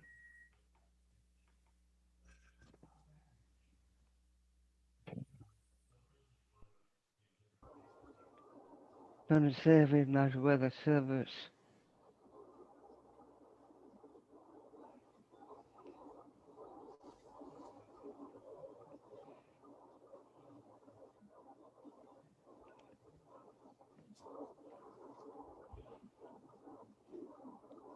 Okay, well, I guess we need to sort this out some other.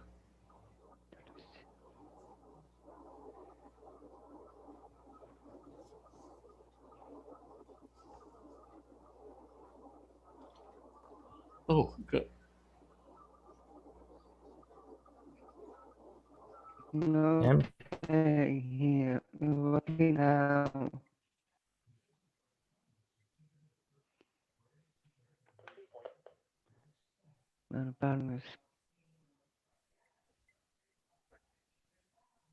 See, this is weird. So I've just done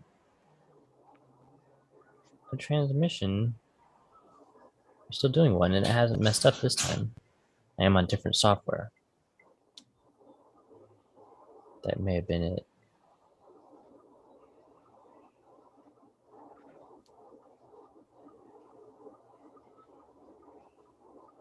That's good.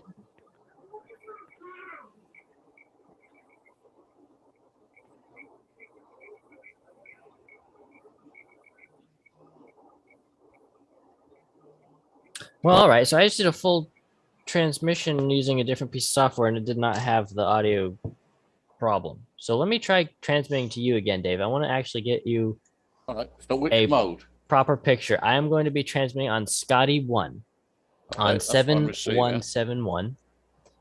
7171. 7171. I'm going to do.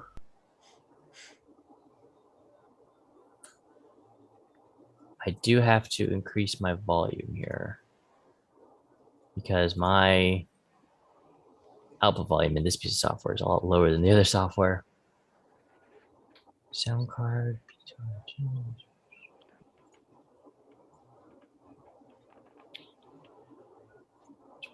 Give me 1 second here. I'm going to add some text to this with my call sign on it.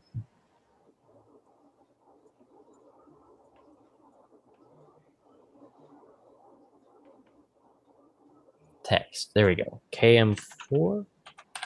Oh, someone else is transmitting on this frequency. Okay, I can see some lines.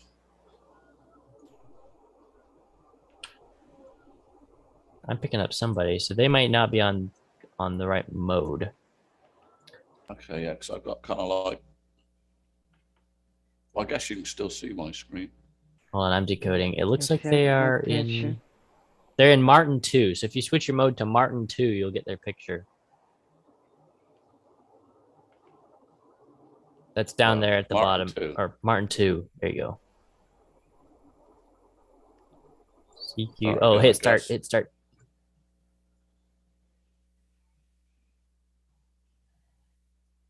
Can't tell. It says yes, no.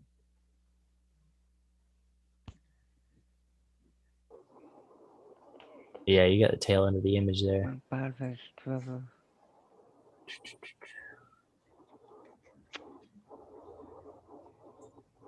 Okay, so I'm guessing KO something. U F. KO UR3. I don't know what that says.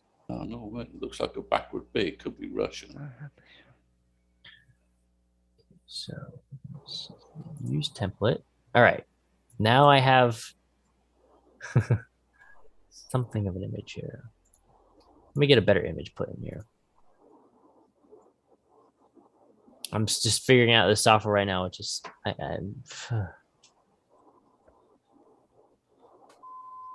oh, someone's about to key up. Gallery. TX SSTV.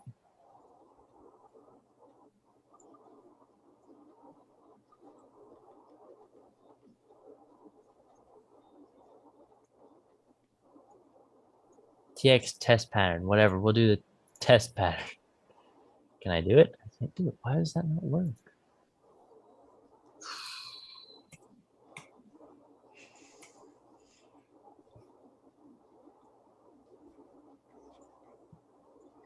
Maybe because I haven't bought it, it won't let me transmit.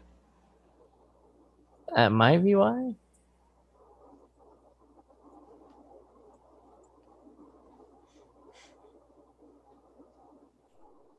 This is really frustrating. I'm not paying 90 bucks. No, there's got to be another option that's better, or you could use MMSSTV on Wine, because you can put Wine on. Yeah. Well, I've got a PC. I just haven't got, and I've got the other rig connected to the PC. I'm manipulating everything around here. I've got half of everything connected up because I did some wheeling and dealing. I bought one of the Yaesu satellite. Okay. Well, I didn't buy it. I swapped some gear for a satellite one. I'm putting up a couple of satellite antennas, and I'm going to try some satellite work from here rather than outside, you know, wagging my aerials in the antennas, so I say in the air. Oh, So, okay. yeah, I bought some stuff at the Hamfest, and when I found out what it was, because I just bought it on spec. I bought 3 antennas on spec, and all 3 of them work. I bought them for $10 each. One of them was a Cushcraft 2m 77s, like $350 worth, and that took me very little to get go. The other one was the M2 egg beater setup. That cost me a little bit more to get going, but a lot less than buying it, and that's what I'm going to put up.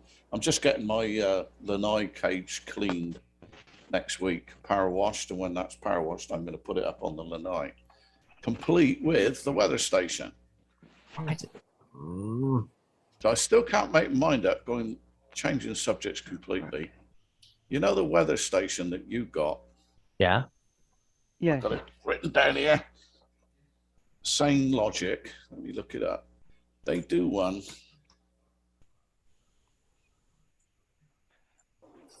Somebody wake up, wake my plug in.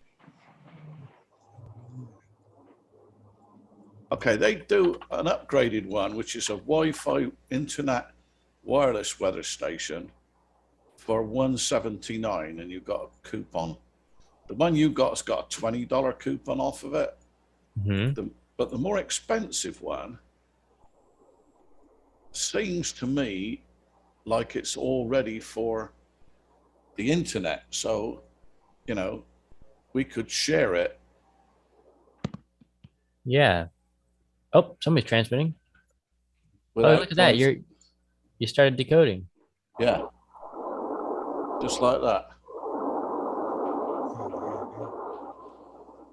WDUPB. Oh, XD3 UPE? Maybe? 9. XD9 UP3. So if I do this, it should.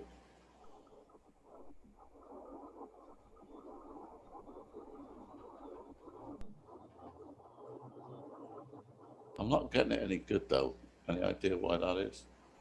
I'm not getting it too good either. Oh. No, there you go. That's it. The one there you go. That's the one you want to be on. Oh, yeah, we've got slow scan TV.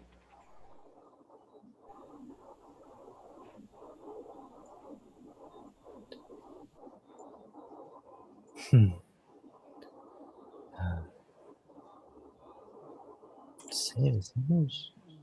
What?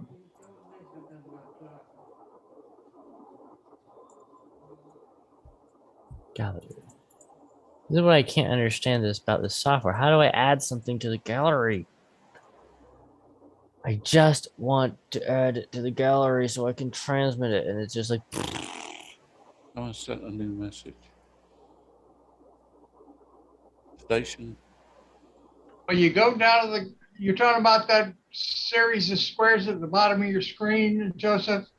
No, I'm not using MMSSTV anymore. I'm using QSSTV because the other software is giving me problems. Oh, okay. I don't know QSSTV. about that.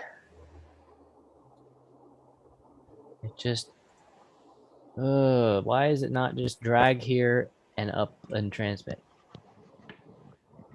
Someone else is sending something now.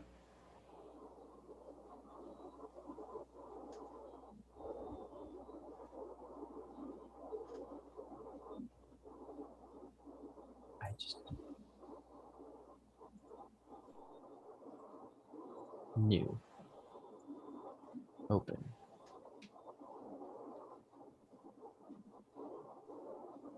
Media photos.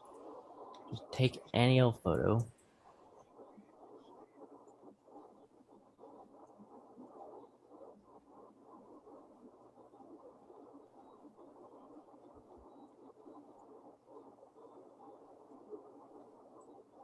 It's not even scaling down. What is this?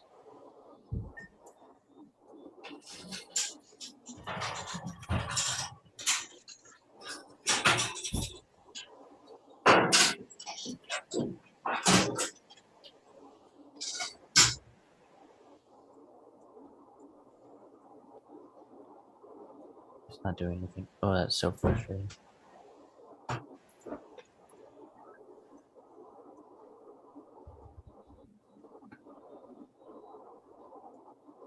This software is driving me crazy, and I have to use it because the other software, there's the.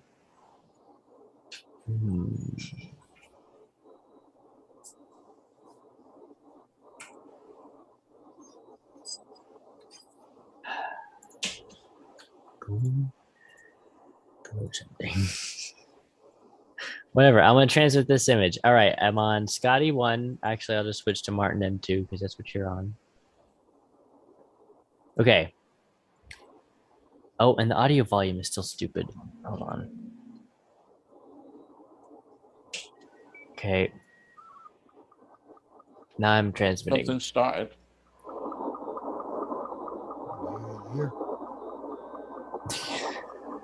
This is just a picture I received from somebody else, and I can't get into my own pictures into the software, so I'm just retransmitting it.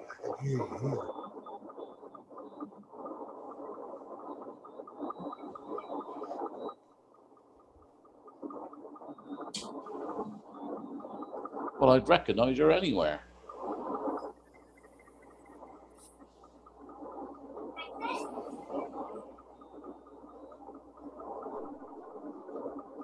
Wow, that's distorted. Okay, I'm not even gonna hazard a guess.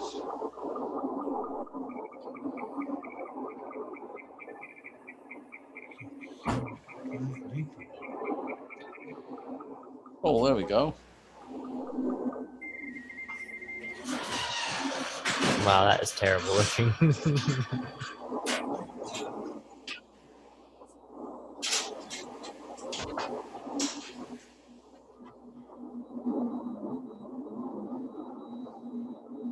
That's it right there. That's the one it's supposed to play. What, 2 people, or is that the same person? No, it's 2 people. It's a picture from Airplane. Oh, okay. It's not the famous cigarette autopilot, is it? No, that's the actual. That software is making me absolutely crazy. I'm gonna try this again. You are on Martin M2, so I'm gonna go to our Martin M2. Oh, there we go. Problem with this is that it just has that weird stepping effect, but that's because I'm using Wine to run this program, and I think that's causing it to have audio issues, which is not surprising because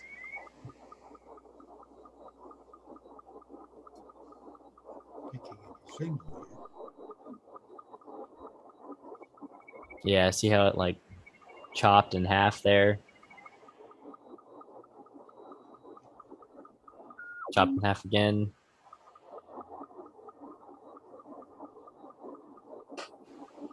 Chopped in half again. There's your car. SSTV.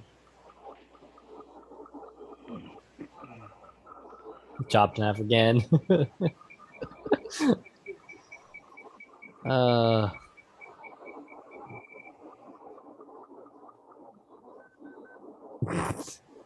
There's my fantastic picture. Man, Well, we're not sure I got the receive set up right either, mine. That's true, but still, see, there should be no chopping. It should look uniformly bad the whole way down, but it doesn't. It looks uniformly bad. I like that. Yeah. Yeah.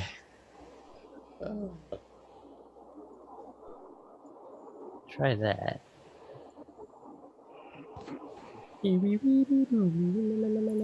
We'll try again. I just suggested some setting. What?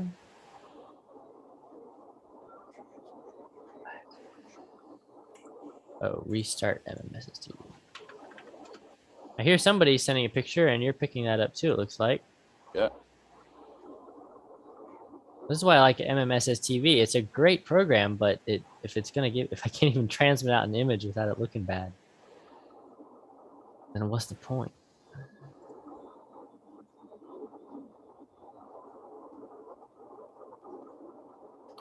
But I just messed with the DSB settings, so we'll see if that fixes it. I'm gonna wait for this guy to finish, and then I'll transmit another picture. I'm glad we're actually able to hear each other tonight. It seems to be working pretty good so far.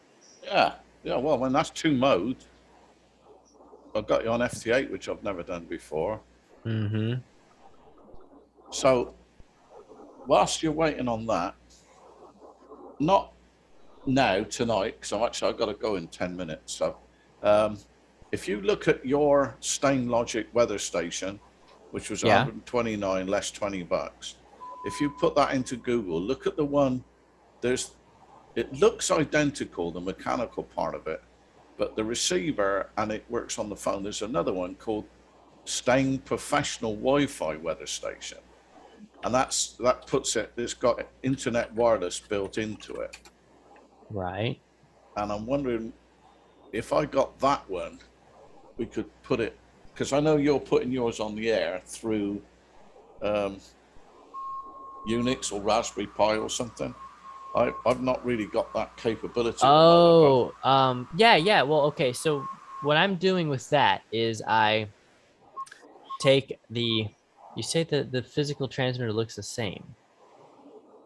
So yeah, that's a 433 megahertz transmitter, and you could do the same thing I'm doing, but the receiver is what's different. The receiver connects to your Wi-Fi and then acts as like a repeater kind of to the internet. Yeah, and you can look at it with your phone and everything.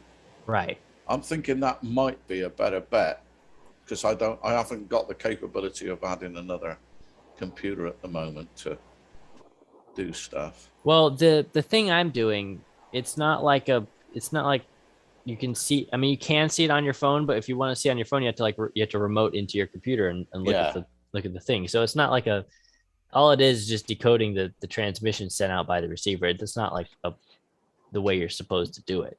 But that would be a better option if you want to get it on your phone and be able to browse on the web and stuff. Yeah, that's what I was thinking. And then I could put it up so that Ian could put it on the web page with his stuff for, for the WatchNet. Yeah, if you want to do that. Here, hit stop and start again, because the software is going to make you. Actually, just hitting start seems to do it. Okay. You don't have to hit stop. All right, I might order one of those, because I'm going to put that up on the corner of the lanai. And on the other corner, I'm going to put up my satellite info and see if I can get away saying it's the weather. Yeah, that's a good idea. I like that. So see that blue line right in the center? That should be going straight down your screen. If that blue line suddenly shifts over by 4 feet, then you have a problem. But it so far looks okay. Oh, you got to be kidding me. that was my free time. Well, it looks like the audio is working better now. MMSSTV was putting out at like 111 hertz sample rate when it should be putting out 4,800,000 sample rate or whatever. And I think that's why I was getting those audio issues, is because every now and then the DSP would not be able to keep up, and it would pop for a millisecond, and that would mess everything up. But now it appears to be working better, which means I get to use MMSSTV, which is my favorite software. So. I just did the old reload thing, and I think it's working. Martin.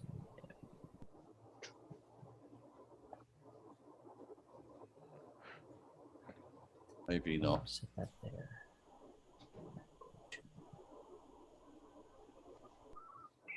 That doesn't seem to be.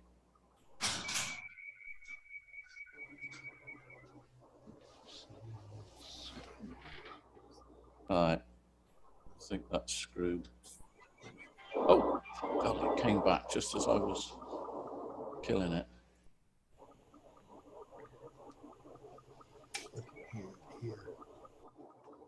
Seems to take a little while to get going. Decoding my own output here. I think that's fixed it.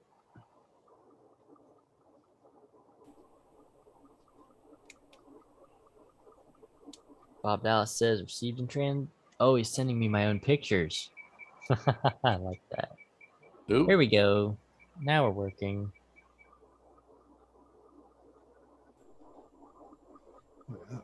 Now we're working. All right. Well, that makes me really happy. Did you see it? Here, I'll show it again. But I got it in blue. Oh, you do? Oh, yeah. And it's got a bit of a lean to it. Yeah, so you got your 2 lines there. That's how you deslantify. I've only got the bottom of my picture, so yeah. it lasts less and less and less and less time. Oh, I'm picking up somebody. Oh, I love this thing. This is so cool. Cable was so worth the $20. $30.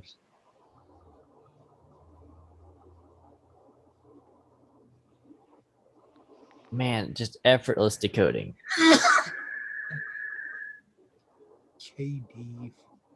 KD8 UPS. That's what it looks like. Or 5. What are they transmitting? Well, there is some activity on this frequency, which is good because I actually get to test it. If I was on 20 meters, it'd be a lot more. But what about your radio is working on 20 meters? So when it gets warm, like if I turn it on in the morning and transmit as soon as I turn it on, it'll transmit on 20 meters. But if I wait a few minutes and it warms up, it will consume like 3 times the amount of current it's supposed to consume. And all the needles will show 0 output. And if I like key Morse code and if I turn the power to full power and I key down with Morse code, it'll draw so much current that it'll shut off the power supply in the radio. Weird. So it has something in there that's broken, and I've got to diagnose it. Somebody was recommending that I take one of those cans that blows cold air. Yeah. And start cooling stuff down and figure out what is causing it. See what's doing that. Yeah. I'm gonna get some more pictures in here to transfer. Yeah, I'm gonna try and get some. You may be able to get some of that at Gigaparts. I don't know. Do they carry stuff like that?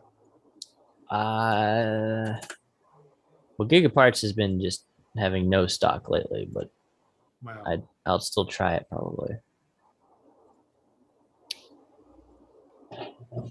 I finally get to do slow scan TV as much as I want. This is fantastic. So if we go to our template editor, we can actually move this stuff around. Do what we want here. I'm gonna make that a little bit smaller. I'm gonna get rid of this. I'll leave the KM4OBZ there. I'm gonna get rid of that. Then put that up there. I'll put that there. In smaller letters.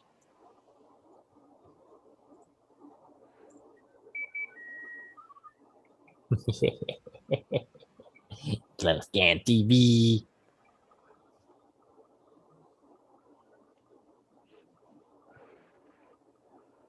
Ian likes his FT8. I think I like slow scan TV like Ian likes FT8. Oh yeah, Dallas was sending me the pictures he was decoding off of me. I gotta check these out.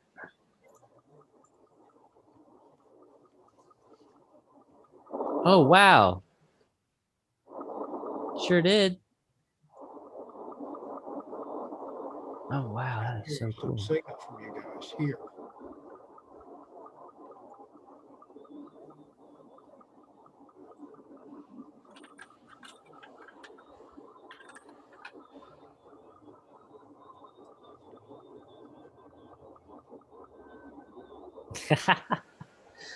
I just transmitted that image. Okay, so I just loaded up the MMS TV on the PC, but I've got to configure the audio because I've got it configured for the SDR. Okay. So, and I use a thing called Voice Meter Potato. Oh, yep. I've used Voice Meter Banana before. Yeah, well, I've got Potato, and I'm not overly impressed with it.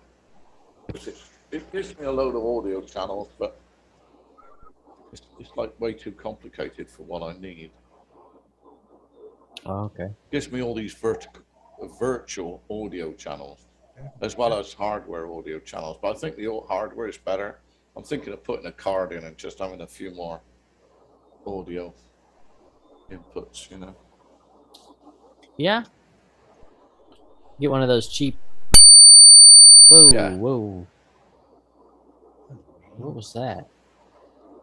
I don't know if y'all heard that. I just heard a super high frequency like noise. That was weird. Put this camera back up here. I can't believe this is working so well. I'm so happy with this.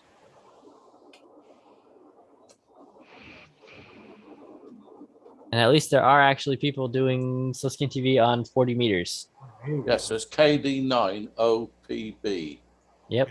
Was what we couldn't figure out. So KD9, oh, he was responding. Oh, he was responding to me. That's my picture in there. Yeah. KD9OPB. So what I need to do is do this one. Call KD9OPB. Oops. Needs to be O. Oh, not 0. There we go. Yep. I just fixed it. I'm gonna say, oh, that's like a FT8 contact, except with a picture. I didn't realize that was him responding to me. That is super cool. 595. Yeah, right. The picture in the bottom corner tells a different story, doesn't it? Yeah. Looks like one of those pictures of the planet Jupiter.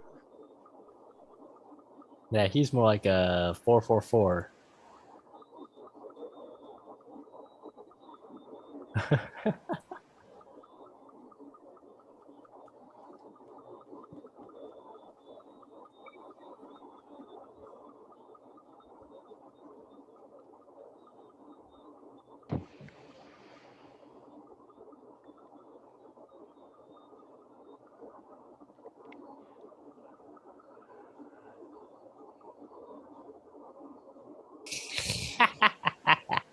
I love that so much.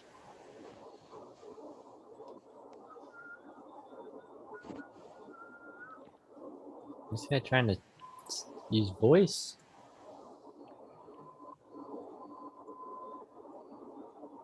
$595.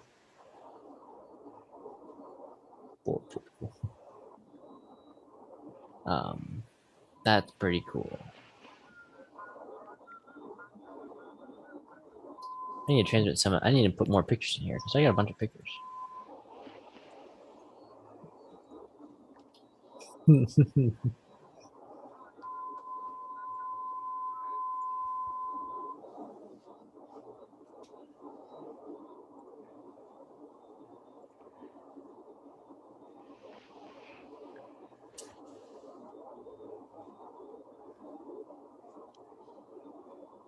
Upside down? It's upside down. Why is it upside down? You're gonna have to hang from the ceiling to look at that. Yeah. Grab your monitor and turn it sideways. Edit image. And I tried to hit edit and it didn't. Can't spin and flick it. I can't even flip it because I hit edit and it just closes the edit menu. Let's try that again. Now click on top of edit.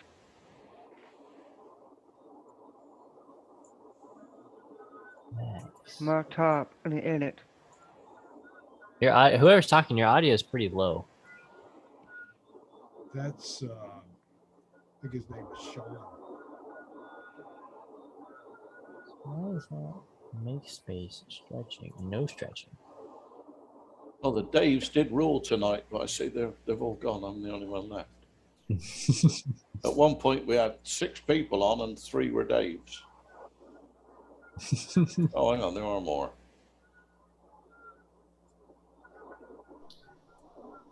Keep aspect ratio? No. Stretching. Well, I'm going to have to bow out. I've got to All go right early now. in the morning. I'm taking You're still people to the upside down. I know. airport. Into the airport. All right. Next week, I've been working on that antenna. You know, I was saying that the hamstick array for the attic, and it seems to be working quite well. So I've got a bunch of pictures and how I made it and everything else. And by then, at the moment, it's a nightmare to tune up because a hamstick is a pain to tune anyway. I don't know if you ever used one, but they're really narrow bandwidth, so they're really difficult to get right on the frequency you want. And I want to set up 4 bands for FT8, so I've been playing around with that. So by next week, I will get it going. But I can give you a quick teaser if you want. All right. Yeah, sure. See it.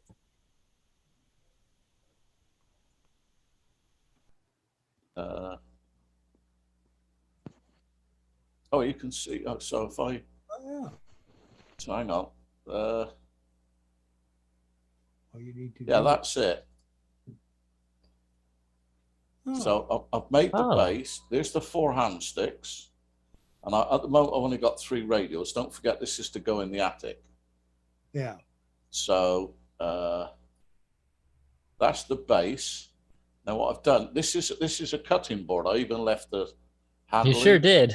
This is a cutting board from the $1.25 store. It used to be a dollar store. This is copper tape.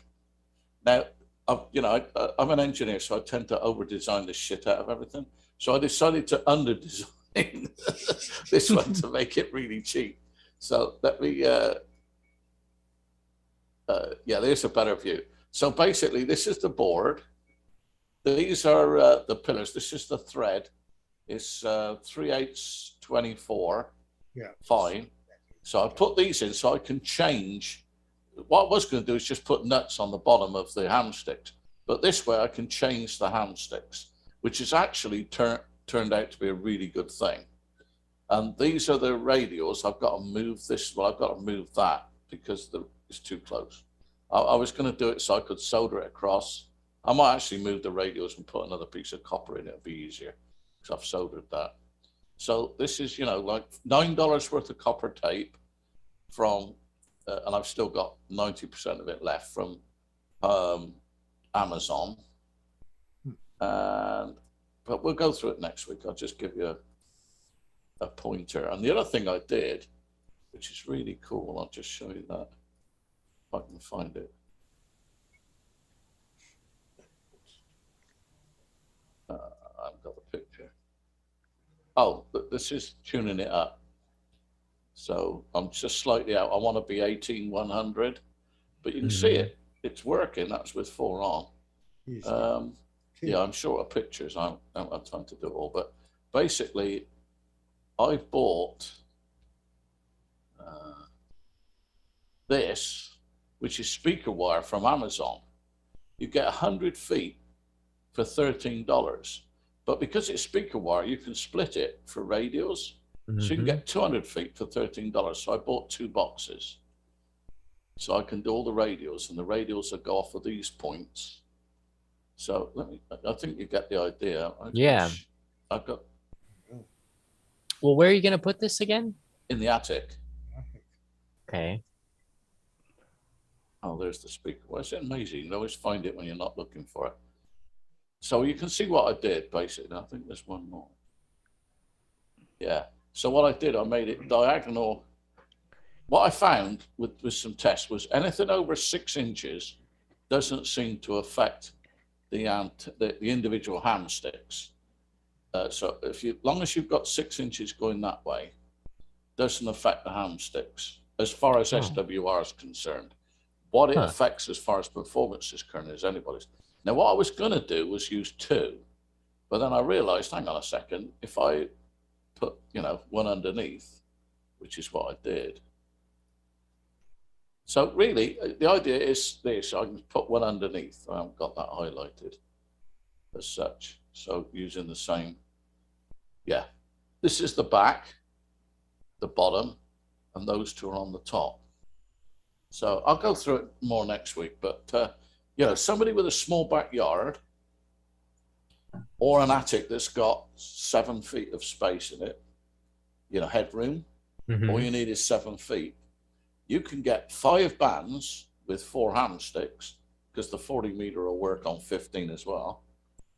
And out in my yard, I'll show it to you in my yard because, I'm still, but nothing works in the yard. So here in the yard, you can see I've got 1 radio going that way, 1 radio going that way, and 1 radio going that way. It works kind of similar to my off-center fed dipole that runs through the attic. Okay. So, hamsticks work. They don't work. The biggest problem with a hamstick is the bandwidth, as you can see by the picture. Yeah. That was pretty narrow. Yeah. It's in and out. And what I'm trying to do is tune it for 18100. So this is only 2 kilohertz from there to there, 2.8. So call it 3K from there to there. So you can see it's down and up. But when I tune it for 18.1, the thing is, I'm not going to do that until I get it in the attic because nothing performs in the attic like it does out on my drive. Right. Yeah. So I'm just wasting my time. So I'm just ballpark. Okay, this will work because I did try it. I shortened it a little bit and it went like 18.25 or something or other. So that's good enough. I know it'll get there. And then I'll do. And the other thing is, I'm limited on hand sticks at the moment. I've got a couple of 75s, I only need one. I've got a couple of 40s, I only need one. I've got a couple of 20s, I only need one. I've got a 17. And really, see, my idea for making this was I want to make one of those little QRP labs at the QXD I showed you a couple of weeks ago. The one that just does FT8. Yeah. I want to try that. So anyway, we'll go through it better. I'll just oh, that's pretty cool. If we want something to talk about next. Speaking of QRP, the 20-meter band was pretty good this afternoon. I worked a whole bunch of CW with 5 watts into the hex beam. I was working 10 meters, a bunch of it. Because I say if I can find it. 100 watts, nice weather service. Yeah, if I can share again. Oh, stop sharing. Share. There. Oh, no, there. Yeah, that's it. See, the SFA is 163 now. The highest I've seen it was last week, 165 in the last 4 years. Yeah. So, wow. See, we've got good conditions on 17 and 15, good on 12, poor on 10, and poor on the daytime on those 2. It's interesting. It's just poor in the daytime because I had pretty good conditions this afternoon. Yeah. Yeah, it was. Yeah, 20 meters. Well, I've been on 10 meters. Yeah. And it said poor there, but I was doing, that's at night. During the day. I was just working all over the Midwest and everywhere, just using CW with 5 watts. That's good. Doing the slow speed test on CW, working like a charm. Quiet, was really good. And other than that, I was trying to see what I could do with just 5 watts. And so I just operated just about the whole thing. It's about an hour long every Friday afternoon and Sunday evening. And I thought, well, I'm going to see what I can do. So I cranked the TS590 back to 5 watts because I'm probably going to switch over to one of the QRP rigs. But the thing worked very well. I was able to, sometimes you have to play around with your timing when you're using QRP, but I was able to contact everybody I attempted to. Not bad. Can you be quiet, please?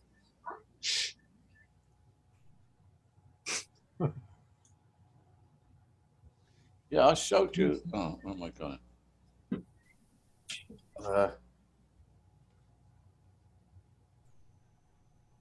I think I showed you guys this.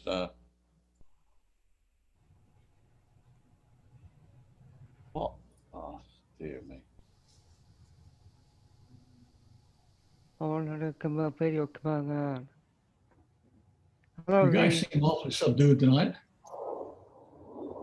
Well, Ian's not here. We're just we've done the main thing we were gonna do.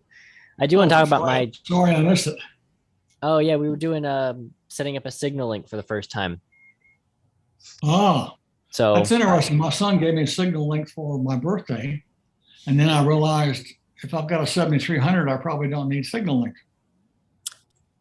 Yeah, you don't need a SignaLink that 7300, but I got a TS440, and I just got the cable in today, and hooked it all up, and now I'm doing slow scan TV, which is probably my new favorite digital mode. So oh, really? Yep. I did slow scan probably 40 years ago. My goodness. It's still a thing. Yeah. Yeah, nothing's new. Yeah, nothing's new, is it? Entirely with computers. Then it was a lot more complicated. Yeah, no kidding. It's kind of like doing RTTY. My gosh, all you could just sit to a computer keyboard now. Then you had this big 500-pound teletypewriters. I don't have. Oh yeah. I had model 26. Yeah. Yeah, they were all mechanical, weren't they? There was very little electronics in those things. Monsters. Oh yeah. You wouldn't want to drop one on your toe. No kidding. The little thing worse than that's a BC 610. Yeah. Well, the other thing I did want to mention before everybody goes out, I got a new antenna yesterday, and so for Christmas I got a Comet GP1, which is a 2-meter 440 antenna, and that one it's about, I want to say about 4 feet long, and it's the GP1, and they have a bunch of different GP antennas. And I was talking to some of my friends in Miami, some ham friends, and those guys tend to go really crazy with their setups. I mean, they got full legal limit amplifiers and the best antennas you can make and all kind of stuff. So they were telling me, they were talking about antennas, and they kept saying that the GP9, like one of the guy who's one of my best friends down there and runs like the best setup out of everybody. I mean, he's got like audio processing. I mean, he's got some pretty crazy stuff. His antenna is a GP9. And so he told me, he was like, you have a GP1 up there. He said, if you put the GP9 like half the height of the GP1, it'll still outperform the GP1. So they were all saying a lot of good things about it, and Gigaparts had it in stock. So as I went down there that afternoon on Thursday and picked up the GP9, and I put it on top of my tower, and that goes up to 30 feet. And I was getting into a repeater in Cooksville, Tennessee, which is 115 miles away from my location on 2 meters. And we've got all kind of mountains and stuff in the area as well. So it's safe to say that thing performs almost as good as my 440 beam that I had built back in Florida. It performs. How big is it? Oh, well, it is 18.5 feet long. Oh, It's a collinear. so yeah, it must be a 5/8 over 5/8 or something. Not more than that. Yeah, it's 5/8 on 440, I believe. I'm not sure what it is on 2 meter. Yeah, 5/8 over. Well, on 440, it's 5/8 over 5/8 over 5/8. Yeah, right. Ton of Right. gain. This thing, though, I have some pictures I want to show of it. I Yeah, put it on well- top of my tower, which is 30 feet, and I thought my tower was tall before this, but this thing is so tremendously tall now. It's 50 feet from the bottom to the top. So that's it. You don't need the. You got to trade in your step ladders now for a bucket truck. You have to have a cherry picker from the power company. This is That not the doesn't look picture too I wanted. bad. That's not the right picture. That's the picture Oh. from Florida. Here we go. Let me share this. So I set it up in the evening, so that's why this picture is taken at night. But let's see here if I can get a better picture of it. So that's the antenna. So the old antenna was stopped right about where my cursor is here, right above the first link on the new one, and now it goes up an additional 12 feet on top of the 30-foot pole. This thing is so tall now. That's the old antenna right there. That's the old one. New one goes up past the screen. I mean, you wouldn't be able to see it. So yeah, I love this thing. It is performing so well. And then I got a new spool of LMR 400, like actual LMR 400, and that runs down, and I have to do a proper lightning setup now because it's so tall. Even so, when this thing is retracted, like when it's telescoped down, it is now pretty much the same height as the previous setup was when it was fully extended.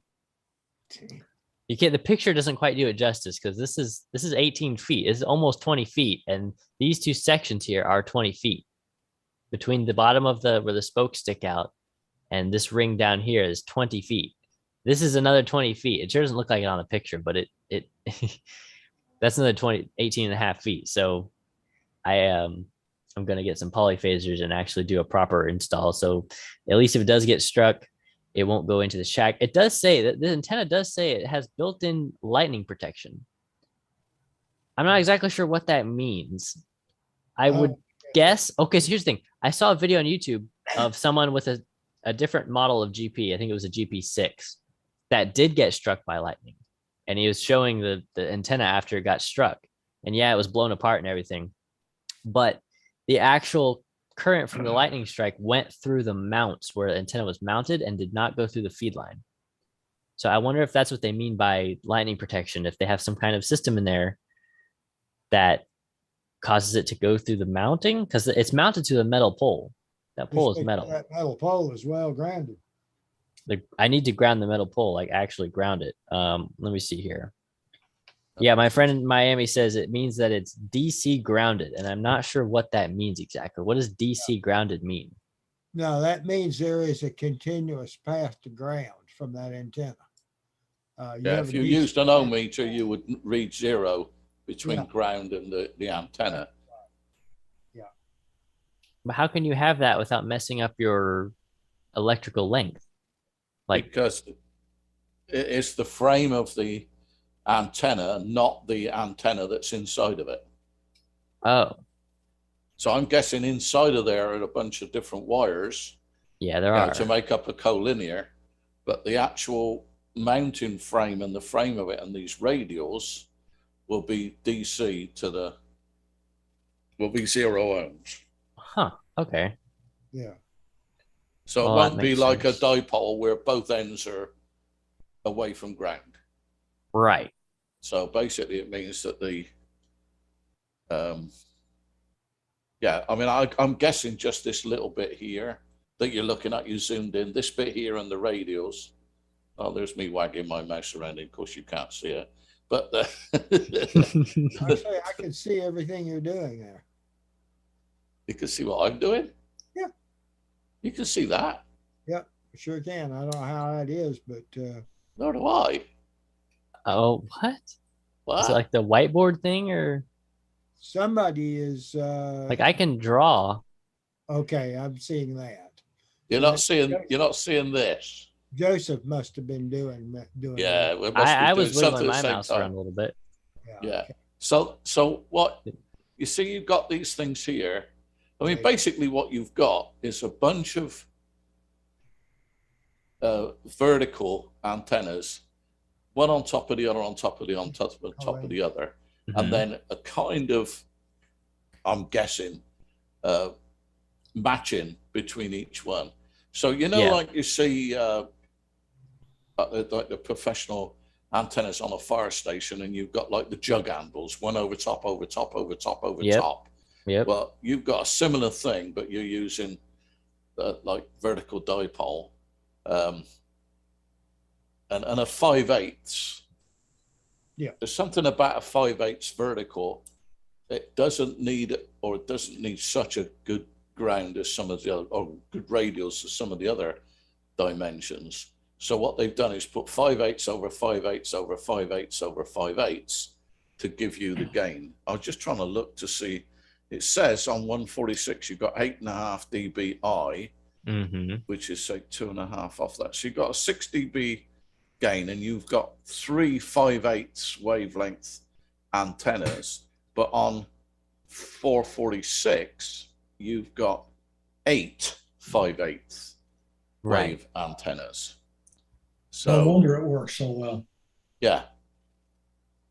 Well, and you've got about 9, maybe 10 dBA TBI. No, you've got 11.9. You've got 12 dBi gain on 446, which is kind of the equivalent of a fairly good beam. Well, yeah, that's what I'm thinking. I mean, that's what in Florida. I believe I had 17 dBi. Yeah, Yes. I had a 14 element beam, so that was 17 dBi. That's a shame.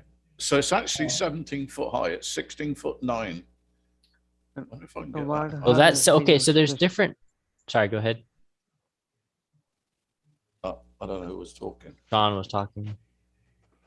100 radio station in the broadcast. Radio extent broadcast. What? Broadcast radio station. Broadcast radio extension? Yes. Broadcast radio stations use those kind of antennas. It's like a broadcast. I know. It's like a broadcast. A broadcast radio station would be using something similar. In Southwest Florida. Yeah. Right.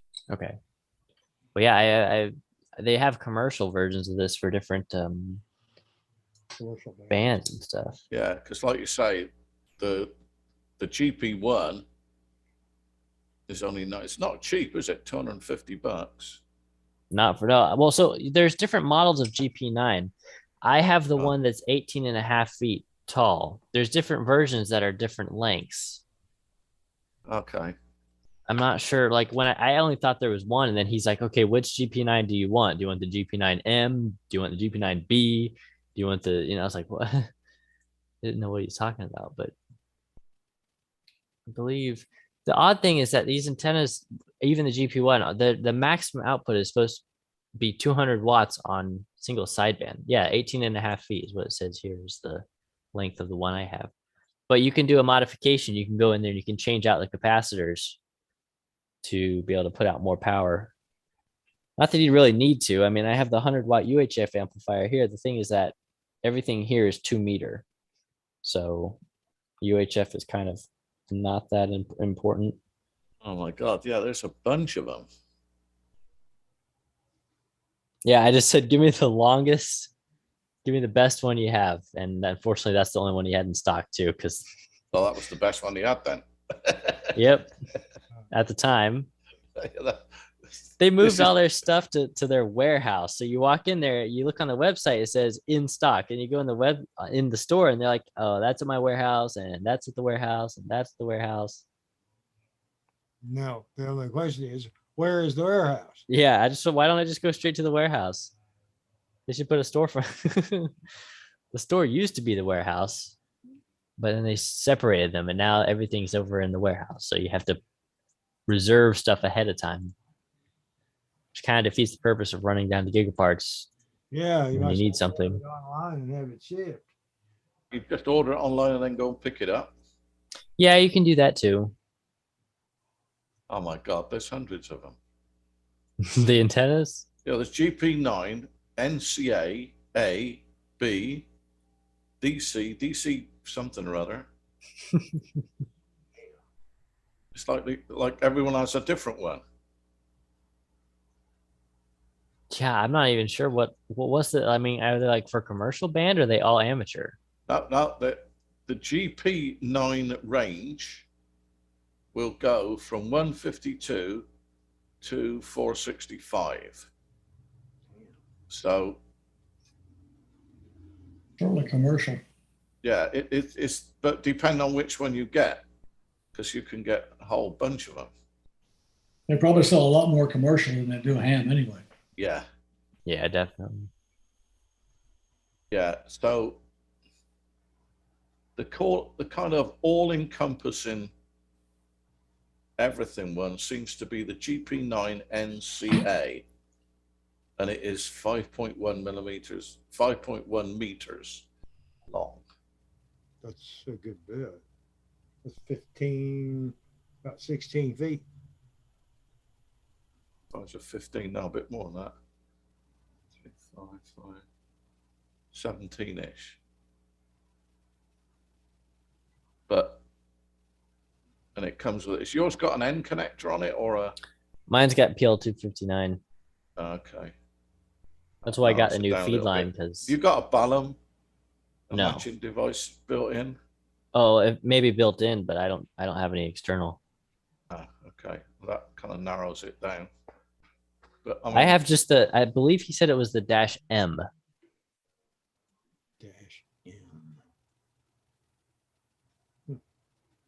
I think is what he told me.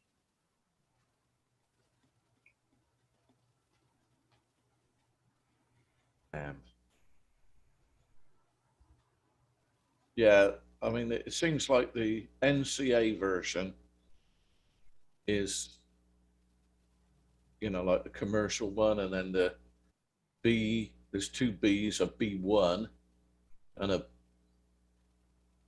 I guess that's a BB or a BP. Oh, and there's a BPX, BX, sorry. Oh, there's a lot of them. They got a 220 megahertz version. At the moment, it only looks like, well, I think the GP range is 140 and 440, 440. Okay. and various, but there might be like a GP something different, which is the 220. Yeah. Yeah. The X Engineering cell one doesn't say what that is. Oh, that's 18.5 feet. That's the one I have. No, that's $219.99. Yeah, that's the one I got. Okay. That's DX Engineering. Yeah, and that's got a 239 on it. But they do one with a N type. Oh, yeah, this looks like it looks like the actual, some of the digits after the GP9 are relating to how it's mounted and what socket's fitted to it. Because this one's called antenna, vertical, base, SO239, dual band, blah, blah, blah, blah, blah, fiberglass 1850, 18.5, sorry. So this one's kind of listed as a 239, where the other one, if I can find it, was listed with an N type. I don't know what happened there. So up at 50 feet, an N type might be better. Oh, there's the 17-foot one.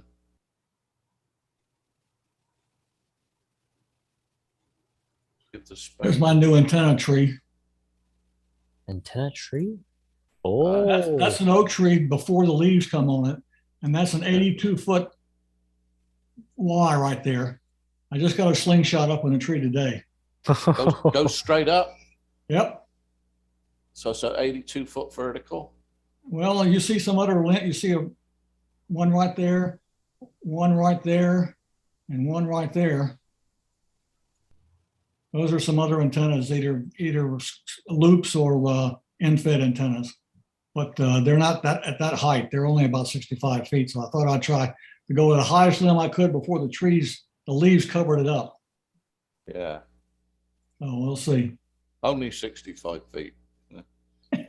only. Only. Yeah. Well, I think, did you see the pictures of the one I'm working on? No. I've lost back. it. You have to come back next week. Oh, here's something really important that I missed. Can you see that? Yeah. Okay. WSFL. This is published by the AARL and the FCC today. So basically, they're saying the system's broken. The ARRL, Volunteer Exams Coordinators, VECs, report the FCC Universal Licensing System, ULS, electronic batch filing system has been down since midday, Tuesday, April the 19th, 1922, which is the day that the FCC application fee became effective. So it says here, on Wednesday, in a notice to all VECs, the FCC asked them to refrain from submitting any sessions or application files while we revert to resolve the system. So basically, it never worked. So and it goes into the, the section manager goes into it. So basically, even if you take your test, you still can't get your license. Now it's costing you money. Before, when it was free, you could get it. Now it's costing you money, you can't get it. That's right. So, it costs money, that's what it's broke. This is our wonderful government. Of course. Great job, guys. And these people want to run the health system, Yeah, I've been known to say that too. Yeah. Yeah. Same people that ran the Afghanistan withdrawal. Yeah. Yeah. Man. Yeah, they're probably using the same software. Shut your fat ass up, bitch. What was that? Okay. So you need to bin you've got him. Oh, there's another one that needs to go, I think. But there you go. But anyway, that's our wonderful government. Our dumpster fire government. Yeah. Civil servants. You remember when they used to be called civil servants? That was when it fell apart, when they stopped calling them civil servants and called them government employees. I mean, if that isn't a oxymoron, I don't know what is, Government workers, sorry. Government workers, what an oxymoron that is. So I probably pissed off everybody though, so it's probably time I went to bed. We're going to have another roundabout discussion here. Yeah. Yeah. YouTube's just bolting on a load more heat sinks. You will not pass muster with the YouTube thought police. Yeah, dissipate all the hot air. Kick that nigger out of here. Oh, there we go. They're going to close us down if we don't. Kill the eyes at one. All right. What Well, up? I'm at least gonna. Hey, whoa, hey, Yeah. we good? What? What the fuck just happened? I don't know. What are you talking about? Now I'm trying to figure out what y'all talking about. I don't know. The conversation skewed a little bit. I mean, All right, that's my apologies. Keep going. Okay. Well, I mean, yeah, we were talking about the ULS going down, and then we sidelined into how everything else that they try and run is always a fail. Okay. Yeah, we're just generally criticizing the I don't know what you call it, the government in a non-political version of the government, whatever you call that, you know, just basically non-political here. You know? Yeah. So I mean, according to this, it said it was down at lunchtime, so I guess it never worked, did it? I guess as soon as they turned on the feed, it broke. Yeah.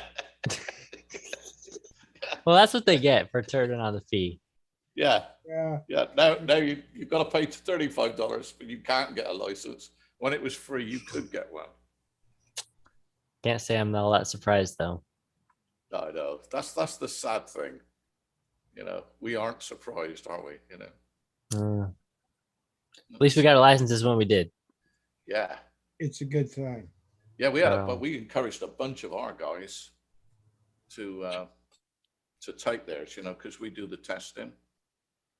So and we test at the beginning of the month, the first Wednesday of the month. Here they were first Tuesday of the month. First Tuesday of the month we do it. Yeah. Here I think they were trying to, like, when they, you know, the fee was coming and they were not going to be able to do one more session. I think they said here on the Hunts Flame Trail Club was going to try and figure out if they could get one final session in before the fee, but they ultimately didn't. No, because you've got to publish, I think 60 days. You've actually got to say when it is. You can't just open the doors and say we're going to do a test. Okay. You've actually got to notify whoever it is. I think there's 3 boards, isn't there, that do it? It's a little somewhat complicated. Yeah. All right. Well, that is kind of comical. Anyway, and I assume the system is also screwed up if you want to update your license or update your address or, you know, upgrade. yeah, I think if you, yeah, it's just not taking any changes right now. And you know what I wonder is that if they eventually get it back up, are they going to be able to recover everybody who submitted during the time it was down? That's what I wonder, because if there's going to be, you know, a whole bunch of people who have paid the fee or whatever, but are not going to get their license because they just lost the application, I wonder if that's going to happen at all. What fee? What fee y'all talking about? Well, for getting a license for the amateur radio, it used to be free. You may have had to pay a small fee for the local guys who were administering the test, but now you actually have to pay a $35 fee, a filing fee to the FCC to get a license or an upgrade or renewal or any kind of license you want to get. Now has a $35 flat fee. Okay. Where it used to be free. So we're talking. They just did the change too. It was a few days ago, and of course, it's having all kind of issues with their system because their system was not set up to do fees, and so they make the change, and now it's all gone It's like downhill. the IRS hasn't finished with last year's tax returns, and here they are accepting this year's. Yeah, it took a whole year for me to get mine. So. Yep. Well, I pay $40 right now. not that much dissimilar than the Florida QSO party. They've just released the results for last year, 2021, and the contest is next weekend. And it's really difficult to get people. I mean, I think it's a great contest. I don't know if you've ever done the Florida QSO party, Yeah. but Like that was it fun. is in 2 days and it's 10 hours each day, which is really sensible. So basically the contest ends at 10 o'clock on a Saturday. So you don't have to be up all night, you know, do all that kind of stuff. And it's not on 80 meters. So, you know, there's no incentive to do overnight. And I think it runs from 8 o'clock in the morning. So nothing really stupid until 6 o'clock in the evening on the Sunday. And On then the Sunday, Saturday, they it's from start at noon and go to 10. Was it 10? noon till 10 o'clock. 10 Yeah. p.m. I think it's noon or 1 or something like that. I know we're going to set up about 11. But we know we have in the past, we've run it from individual houses and put in, oh, I can't find it. You know, added our scores all together, but they stopped doing it this year because we were the only club that entered as a club, all remote entry. Because we came 8th 3 years ago, 5th 2 years ago, and this year I was hoping to get in the top 3, but there wasn't enough entered. So I'm guessing there was only one club that entered, and that was us. Because if there was 2 clubs, I'm sure they would have given a certificate, but there wasn't. So Maybe, I don't know. yeah, Well, I've been working FT8 here for the past few minutes, getting a few contacts. So now everything seems to be more, it seems to have, the band has changed and now everything's more local than it was earlier. Still hearing a few people in the other across the sea, but most I everything got else a is. technical question. Yeah. How do I connect my hearing aid Bluetooth to my Mac desktop? Well, if you go into settings, I believe there's an entry that says Bluetooth. You'd have to put the hearing aids Joseph, hold into up, pairing hold up. mode. Joseph, mute your mic. Sure. Go. Sure. Mute it. All right. What's that? Yeah. Keep going. Are you hearing my sound? I can turn that down. Yeah, I No, heard just- you. No, just mute it. Just mute the fucking mic. All right. Keep going. Why? Y'all can talk. I don't have to mute the mic.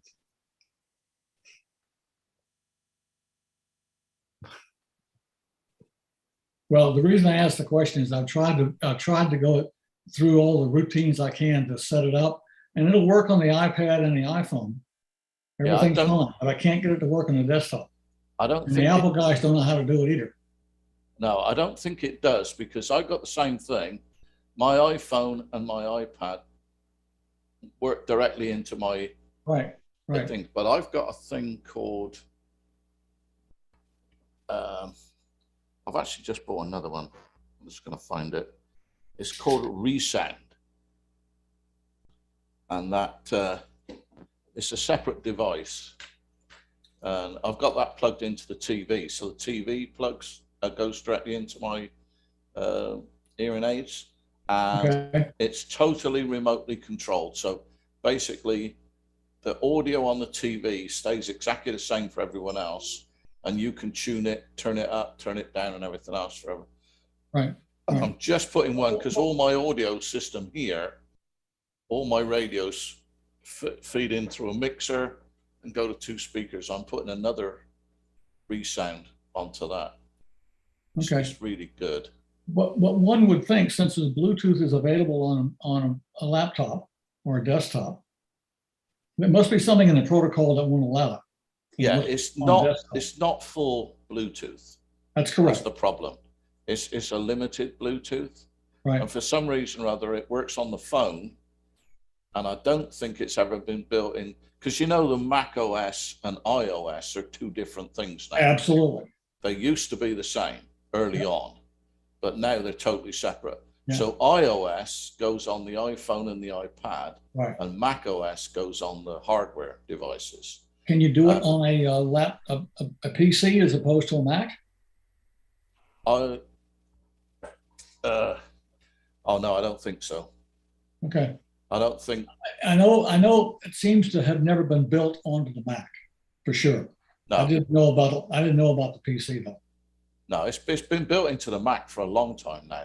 Under accessibility, they're Apple have got a huge department that works on, not just hearing impaired, but voice impaired and all sorts of other things. Right. They've got a huge department that works on that. They've kind of got that sewn up. I mean, if you're visually impaired or... Well, the one would think so, but then how come I can't connect my Bluetooth hearing aids to a Mac? I don't know. I can't do that on mine either. But that's a different iOS. That's Mac OS and not iOS. No, I So just it may not. One would think they would put on the desktop as well. You would do. I'm just having a quick look now and see whether. I just read this off the ARRL site. The volunteer examiner coordinator reports that the FCC Universal Licensing System electronic batch filing system is back online and functioning normally. Good. Transmitting sessions and applications. The backlog of files will be processed through the system. Your gentlemen at work. So apparently they got it working again. For how That's long? good. Yeah. So sometimes there is a happy ending, if you want to call it. A happy ending. Yeah, that'll work. Where am I?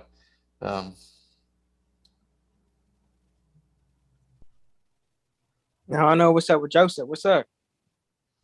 What do you mean? What's up? What the fuck you looking at? Computer screen?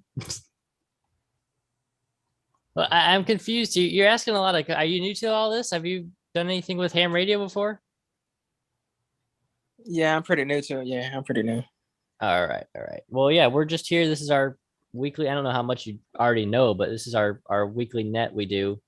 Okay. We bring a topic in and we discuss it. Today was the SignaLink, connecting your radio to the computer. Yeah. Okay. You got a license yet? Yeah. Dave, why the fuck you so red? What? Am I Red? Oh, yeah. Oh, it's because I'm illuminated from. I haven't got lights. All right, just shut the fuck up. Mute your mic. Hey, don't be rude. Watch your language, fella. You're done. Just shut the fuck up. Like I said, watch your language. He's muted. It goes to You you, can Dick. stay and listen. You can't talk if you're going to be rude. All right. None of us are being rude to each other. There's no need for that. So you can stay and listen if you want. You can watch on YouTube, but you're not going to talk if you're going to be like that. Well, if y'all want, I could stop the YouTube now. I know probably some of us are ready to go here, but I'm going to go ahead and stop the YouTube because we are coming up on the end of all that. So thank you for watching. This is the Southwest Florida TechNet. Night topic was the SignaLink USB. We set it up from scratch, configured it, put the new cable on there, wired the little jumper pins and everything, and that went pretty well. I got it working here on my Linux machine. It was pretty much the same as doing it on Windows. And we transmitted and received some images and some FT8 successfully, which is a big win for the kind of projects we do, which always seem to go bad. So thank you all for watching. Come back next week when we'll be live again at 8 p.m. Eastern Standard.